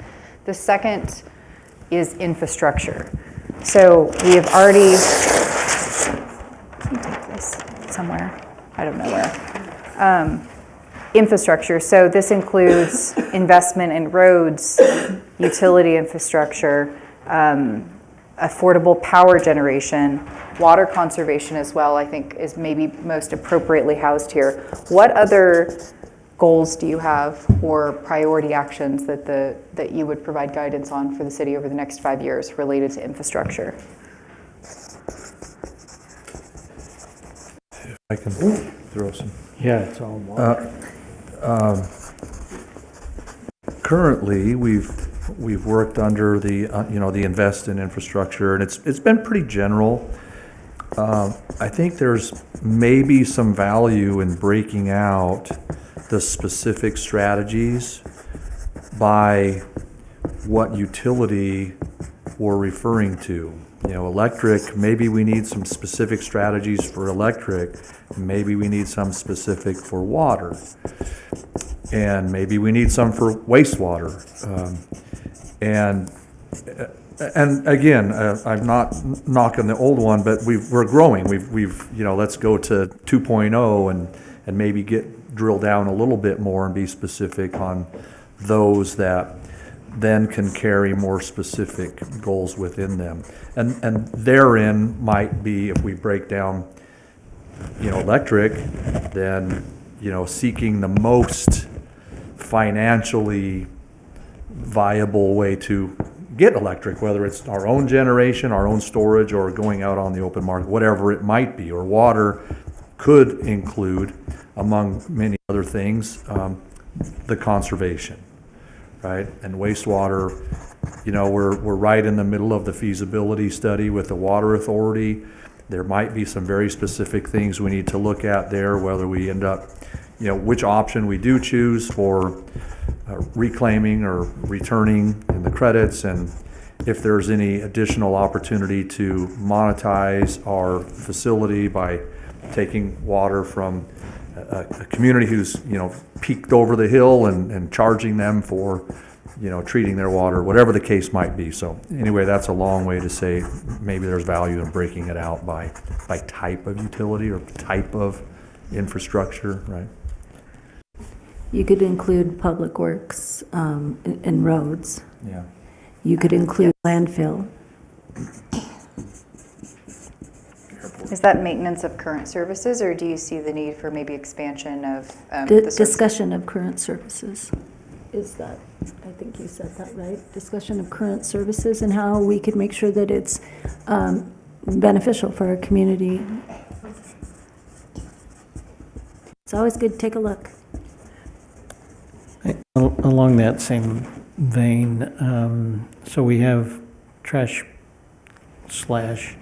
recycle pickup 3 times a week, and they're big, huge trucks, and big, huge trucks go on our roads, and our roads have challenges, and therefore, do we want to protect our roads at the expense of going down to twice a week? Perish the thought.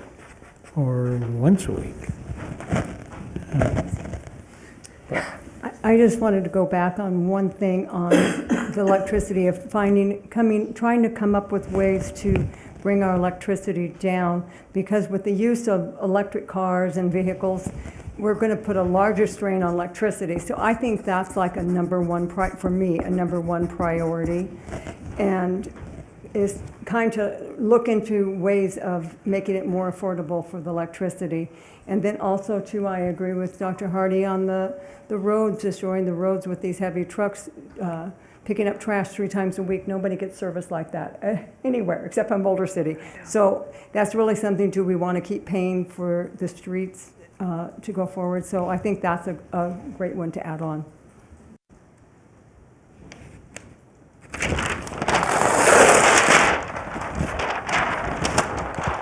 I don't know where you're going to put it, but somewhere.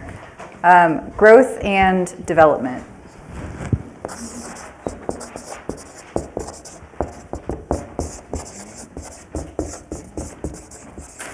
While you're writing, can we go back half of a step? Sure. I don't know that list is complete. Yeah. Okay. And maybe, you know, airport, I think, would be one of those also on there, just thinking off the top of my head. Cemetery. And maybe when we get input from staff, they might have additional ideas that might suit that category better or well. Perhaps airport is split here, so airport infrastructure investment is here, and then amenities and services and thinking about communicating in it is the assets portion.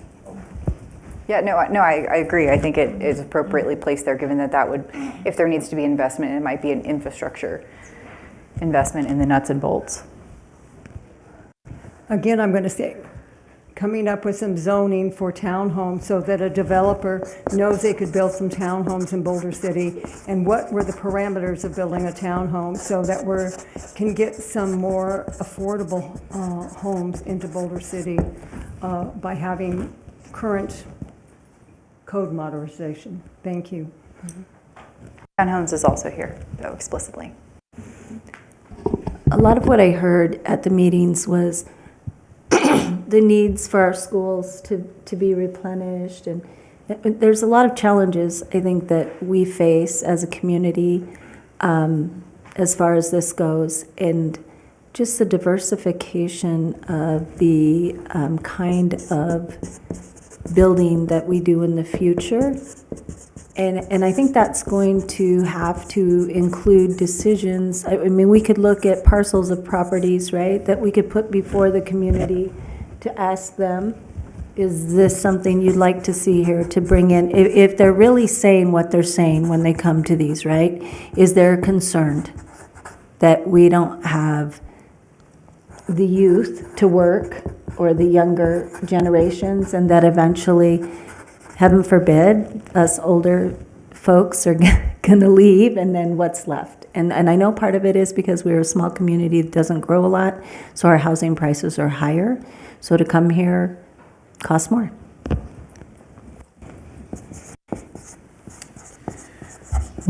I think that's a good point. When we're in talks, for instance, with a developer, and the developer says we can build this many homes within the growth ordinance, when we buy the land, the price of the land itself is a limiting factor on how affordable your townhome's going to be.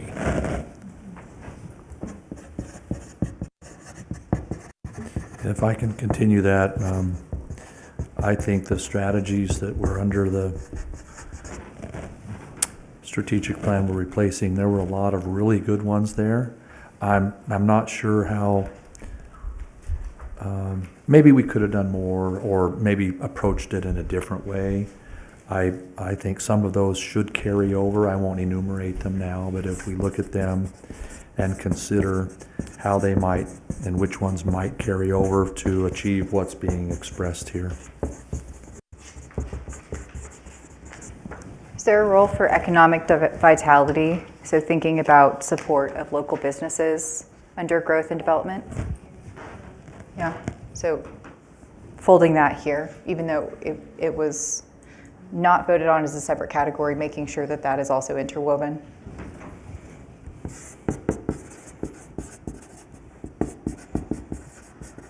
That happens to be strategy number 1 under goal C of the strategic plan we're replacing.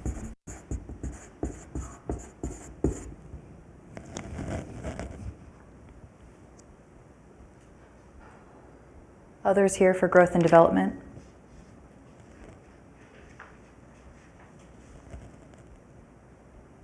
Is the meeting over when I run out of paper?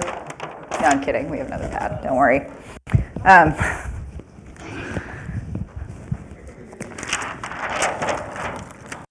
Maybe this is a question for the city manager real quick. I know that it talked about multiple modal, can't even get the word out, development and connectivity. I know a lot of people have talked about connectivity in our area. Are we, or do we have weaknesses with connectivity in our community? Connectivity as in biking, walking, As in, buses? no, I would say like Relating to internet. housing choices? No, bandwidth.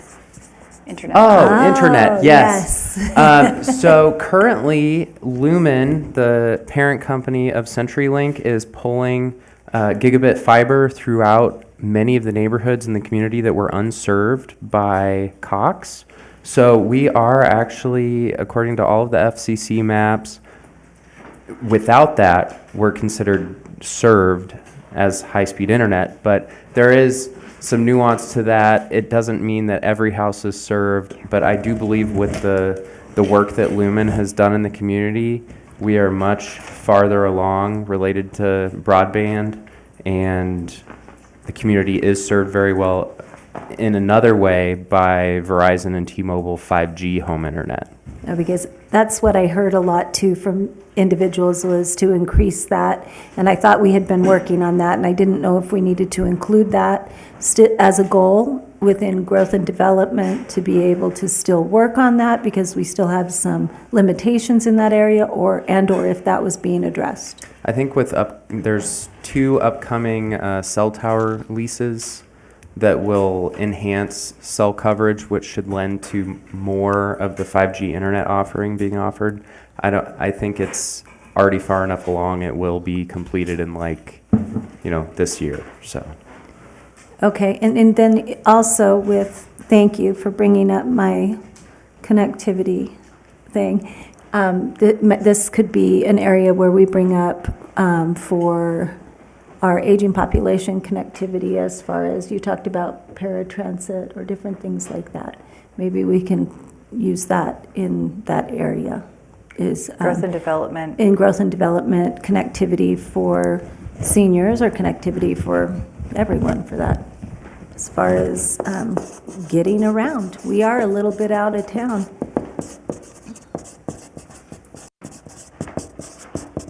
And then one topic that came up previously that I just wanted to make sure was also explicitly listed for infrastructure was also ADA compliance in the infrastructure as it's being invested. Also serving not just the older population, but just diverse folks. Yes. Okay. Historic preservation. What do you view as the priority strategies there? I'd like to see us, for myself, we have a water and power building that is just sitting there. And I'd like to see a team or a group of citizens get together and come up with some ideas of how do we repurpose that, how do we use that building so that it's kind of bringing in funds and getting people over there to look at it. Right now, it's just sitting there. We don't drive anybody to look at it. We're not doing anything there.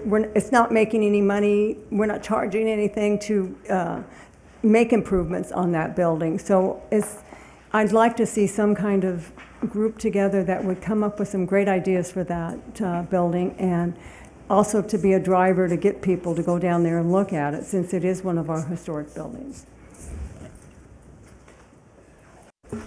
Carrying on with that, I think that's a great thought, to identifying all of the city-owned buildings that are considered historic, and a task force, whatever. I know we had this study that was done a few years ago that basically kind of told us what they were and their condition, but their scope wasn't to create a vision for what to do with them. We've got the old airport, the Bullock Field, that we've been discussing for years about how we can enhance what it is and how it could be better utilized. Of course, the building that Council Member Booth referred to, and there are others that we have that are historic, that I think revisiting the assessment and then the vision of what we can do reasonably, and then setting some timelines. Okay, well, here's some vision ideas. Let's do some deep diving into how that could be carried out, if that's, if we can settle on 1 or 2 ideas, and then, make a plan to do it. And it may be over years, but we at least, if we don't start the plan, it's never going to happen. And I think a lot of times we've talked about it, but we haven't really carried it to the planning phase and set this pattern in motion so that something actually gets accomplished. I think now's the time to get a little more specific. And maybe we only do 1 or 2, or maybe 1, but at least we can get 1, and check it off the list and make it more beneficial to the community, and make it best use, and figure that out. But I think we need to focus a little more energy there. Yeah. I look at the properties like that we have out at ABC Park and how they've put Lend a Hand in there, and we've helped assist with them being able to have a facility, right? So repurposing some of these buildings, looking at needs that we have within the city for building space, and if any of them meet those needs and could be used for that or utilized for that, and then if not, what are outside alternatives uses for it, So I think there's a couple different ways we can look for alternative uses and abilities to be able to maintain and/or improve these buildings. Can I make a comment on that? The specific buildings that you mentioned, I think might fit under amenities because they're not historic. But I think the point is well taken. Some of our amenities could be repurposed, and I think that point could go under both historic preservation as well as the amenities management, if that kind of. Yeah, because we have Boulder Aid in our historic building Right, there right. too. So we have the ability to repurpose some of these, whether it be for a nonprofit, for the betterment of the city. Strategic utilization of buildings, both related to the historic buildings and then also the existing assets. And I think along with that, preserving the historic relevance, right? Because some might be historic and we might decide, well, let's use it for, X particular use, but it doesn't really fit the historic relevance, right? So I think that's an important part. Now, under the amenities, we have a lot more latitude to figure out what might best be utilized there, but specifically under historic preservation, we can't overlook, the best use to make sure that the relevance is communicated, and as it's used, if the use is changed, that it really hits that mark. In this area, there were many strategies that were accomplished this time. So I don't know if I would ask Michael Mays these questions. I mean, we're not going to just drop developing a historic preservation plan. We're not just going to drop, the things that we've done up to this point, like incentives to promote historic preservation. I would hope if we are going to drop them, if they're not included in there, then I think they need to be included. But if we're going to continue in the same vein, which we have been working, but we're talking about things that could be done to add to what we're doing, then, and I think that this is what we're talking about, the additional, that I don't think in any way are we lessening what has been accomplished up to this point, or weakening it. Continuity of that and building upon those areas versus replacement. Yeah. I'm going to continue that when you're ready. Go ahead. Okay.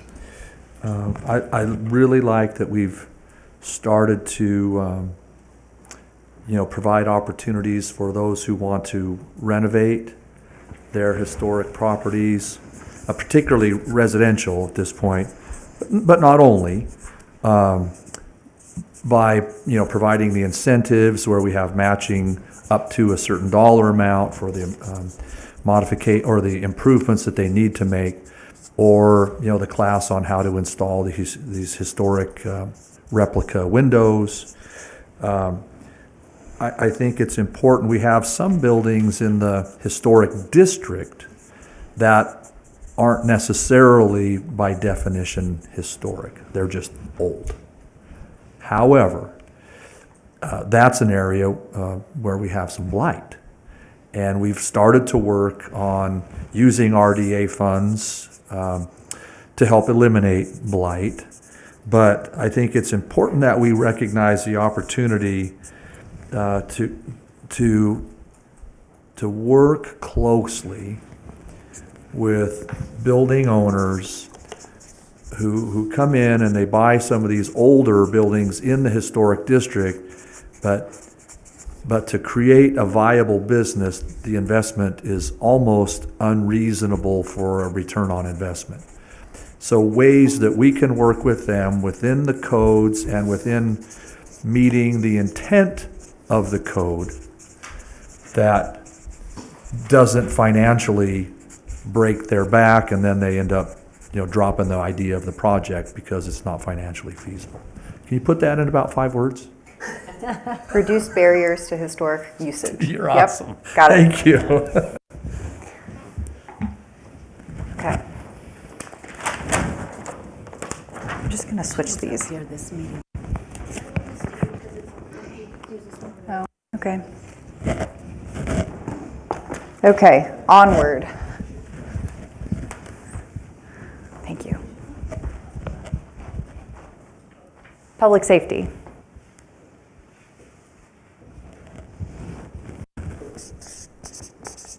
I think, it just so happens that we're in the budget process right now as we're developing this. And we've seen some drafts, and I think it's important to note that there is a vision. We've added 129-ish homes in tract 349. We're going to add 122 homes in tract 350. There have been a few other pockets with development without really enhancing our public safety response. And I'll say, when I'm looping, or I'm putting public safety into, police as well as fire. And I think it's really important that we acknowledge if we're going to do some growth, that public safety has to come along with that. We have, a bare bones, I'll say, response now, although, and I don't mean that by the personnel and their efforts, I mean by the way that we're staffing it and able to, the completeness of our responses. So I think it's important that we acknowledge that fact and consider the ways that we may have to grow public safety with the growth that occurs in the community. I love the work that has been done to enhance our ability at dispatch, and the efforts that have been done both by our fire and police folks to help enhance our responses and reduce the response times by process improvement. I think we need to continue to work on that to ensure the best response times and capabilities. I think it's fantastic that fire department has achieved accredited status and is continuing on with that through annual compliance reports and so forth. I'm not sure if PD has looked at that or if they already are. I think there's excellence in government by looking at and considering accreditation processes. I think that would be great as at least looking into and considering. I think I don't know that this particular note here, I think our city codes and ordinances that just will enhance the safety and quality of life of our residents, and that might be best looked at by both our police and fire experts to see if there's anything we need to do to make corrections there that they recognize that are hazards that can be minimized or even mitigated by code changes, ordinance changes. Those are my comments there. Under public safety, I want to bring up ADA a little bit. We have some of really old sidewalks that are unsafe for even myself to walk on because some of them are elevated and the tree roots have caused them to go different directions. So I think public safety as far as ADA and people just walking down our sidewalks, we could really use some improvement and some improvement in our downtown area, especially where all of our visitors go, with wider sidewalks, better sidewalks. Just because it's been there 60 years, it probably is time to pull it out and put new sidewalking in. And that's what I'd like to see in public safety. Besides our police and fire, I think they do a great job. And as we grow, absolutely, we need to support and do everything possible for them. I have a question for the mayor. You mentioned public health. And I'm wondering if there are specific things that you were thinking that maybe we change the topic to public health and safety, if there's things that you had in mind that could become strategies under that? Well, the public health deals with the emergency response.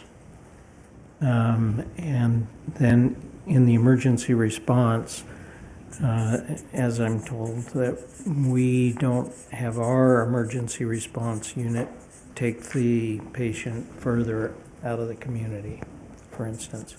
So that requires a transfer from an ambulance to the hospital in this case, and then the hospital to the next hospital for more extensive than they care for here. So you have public health in the emergency situation, you have public health in the ADA, you have public health in the challenges that we have with the formerly known as homeless, high incidence of mental health.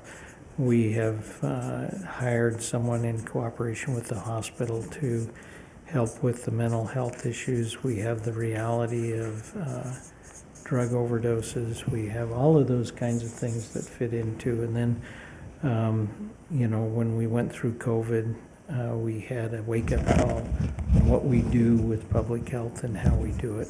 So all of those things are kind of a moving target as to, you know, what is it that is affecting everybody individually and collectively. And then, you know, do we have vaccines? And then you get into the public health of pets.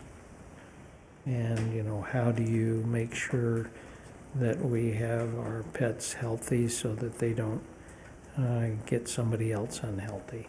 I mean, it's so broad that, and we have now extended care facilities, and, you know, there's always challenges with extended care facilities, including the Veterans Home. So public health basically encompasses everything that you've ever talked about because it affects people. That's the end of my speech. And people. Taking one specific point, we have the, Barbara, what's her title? She's gone. Community Or community outreach? liaison. Community liaison? Community. There you go, the CRL.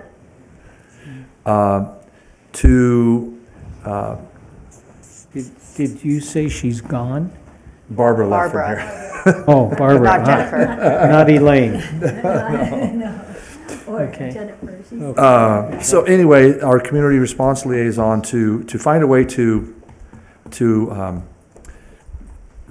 make more permanent, because right now it's on a finite funding, and so to make an assessment there of the value, the savings, and the impact of public health, and determine if expanding the role, adding another person for that community resource liaison, if there's a public health officer, this concept has, is active in larger communities, and so I'm not sure if it would fit here, but you actually have folks that, can go to somebody's home rather than 911 and, do some non-emergency assessments of folks and help them decide a course of action, or folks that regularly find themselves calling 911 for issues that aren't emergencies but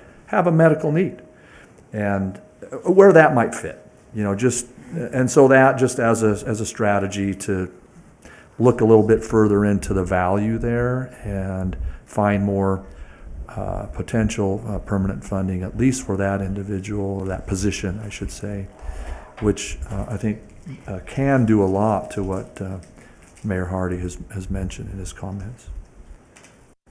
I know that one thing that we've recently entered into, I'm sorry, I'm just getting over something, but that we recently have entered into is a partnership with, what is the Lake Mead called? This is terrible. The National Park Service for emergency response, which has been nice. And I don't know if there's goals or strategies that we could put in place to see if that partnership couldn't continue to be mutually beneficial for us, for our response time, for the ability for us to have that position completely manned, and to have a secondary response place available in case of an emergency.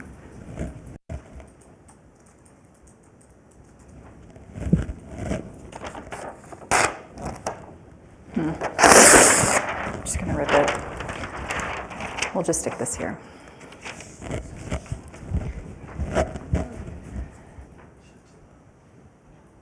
Financial stewardship.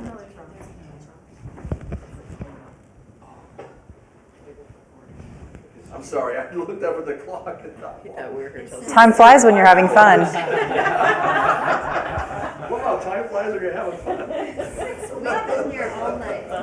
We'll have the pizza delivered. It's fine. We'll just keep going. Need a dinner. Financial stewardship is our next one. Yeah.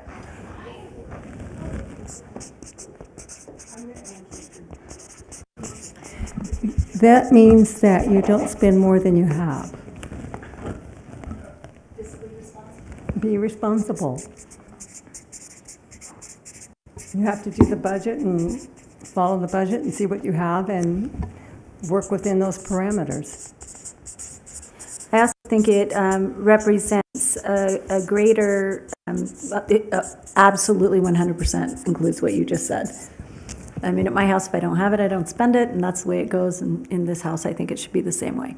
So, but one thing that we do need to be cognizant of is diversity of revenue sources, so that we make sure that the revenues that are coming in, first off, that we continue to have sources of revenue that are coming in, so that our budget, if it needs to grow, could grow, right, and or can be sustained at the level that it is sustained at currently. I also like in the financial stewardship, I love one of the goals that we had is to support nonprofits and volunteer groups within our community. So I think it doesn't just happen in-house, it also happens to be looked at how we can be supportive outside for the community a little bit for nonprofits that are providing services, if there's a possibility for us to do that. And transparency in this area, I have to say that I have been really impressed with what the finance department has done as far as transparency goes, so that it doesn't leave us, for people not knowing where the money's going, so they think that we're putting it somewhere that it's not going. Actually, they know clean and simple where it's all going. And I love that we have our reserves so high and making sure that we keep that. I think what we heard was almost a complete recitation of all the strategies, and I would say bring them all over. They're all excellent, except we don't have a statement. No, that's number 2, diversify revenue sources. We don't have a statement on transparency.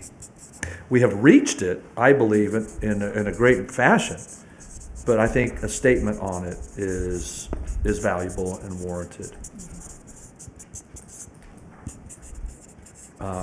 Yeah, I think all the rest of those that are there, numbers tell a great story, and they're not very. I mean, you do what you do, right? And I think this list of strategies, every one of them should carry over and balance the budget. That's prudent financial stewardship, right? And diversify and ensure we have the reserves. And we've done a great job. Our finance department has been recognized for having excellence in financial reporting and financial management. And I can't think of anything that we would take away from what we already have, and other than making a statement on transparency. I don't know that I would have any other suggestions here. But those are my comments. We talked about communication going across the board for each of them, and I know that financial transparency is a type of communication. I think another thing to Mayor's point of view, too, is that communicating that we have received awards and we are successful in so many different areas at the city level. And do you just call that tooting your own horn, even though you don't want to call it that? But every once in a while, I think it's important somehow to get out there that these individuals are giving superior service to the community. We should implement an award that we give ourselves. And then write a press release about it. Great.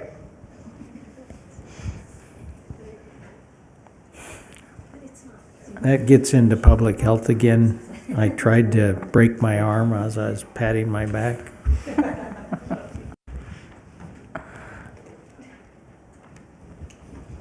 This was a wonderful thing. Thank you for coming. Are you telling me that the meeting is done?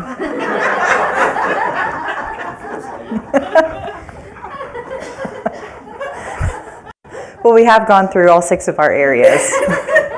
We just got through talking about transparency, so was that transparent enough? Any final guidance or comments from you, that anything that we haven't already discussed in the many flip charts we will be documenting? If we are done, when do we, yes. If we are done, when do we hash out the little numbers underneath each of those? The On metrics. how to become achievable? Yes. So our team's next step will be to take all of the wonderful feedback that you have provided. I feel like I'm in a forest of flip charts right now.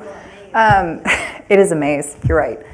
We will be taking this and putting this into something that is a little bit more digestible in form, and then we will also be working with the department leads per your guidance to think about where they can perhaps add a little bit more color or detail to particular aspects of where they see the work of their departments.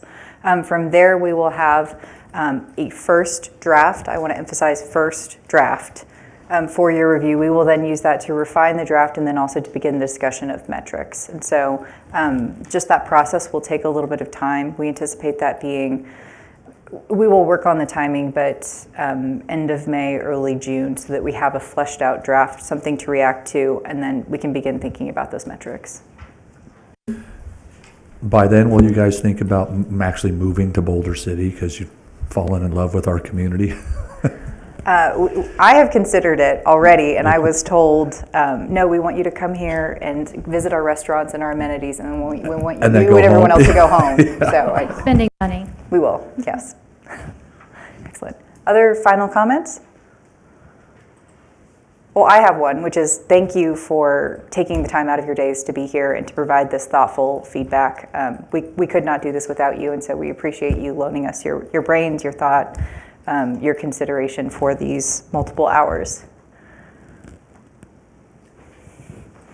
Thank you. Appreciate you coming and being involved.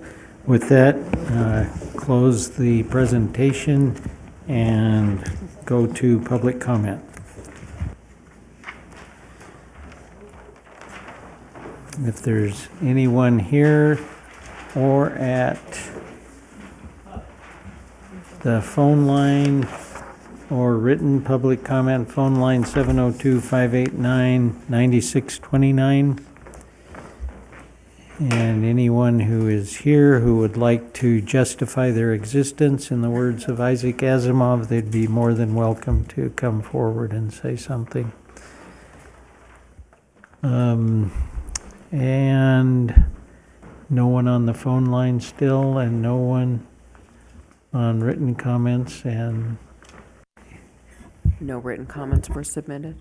thank you.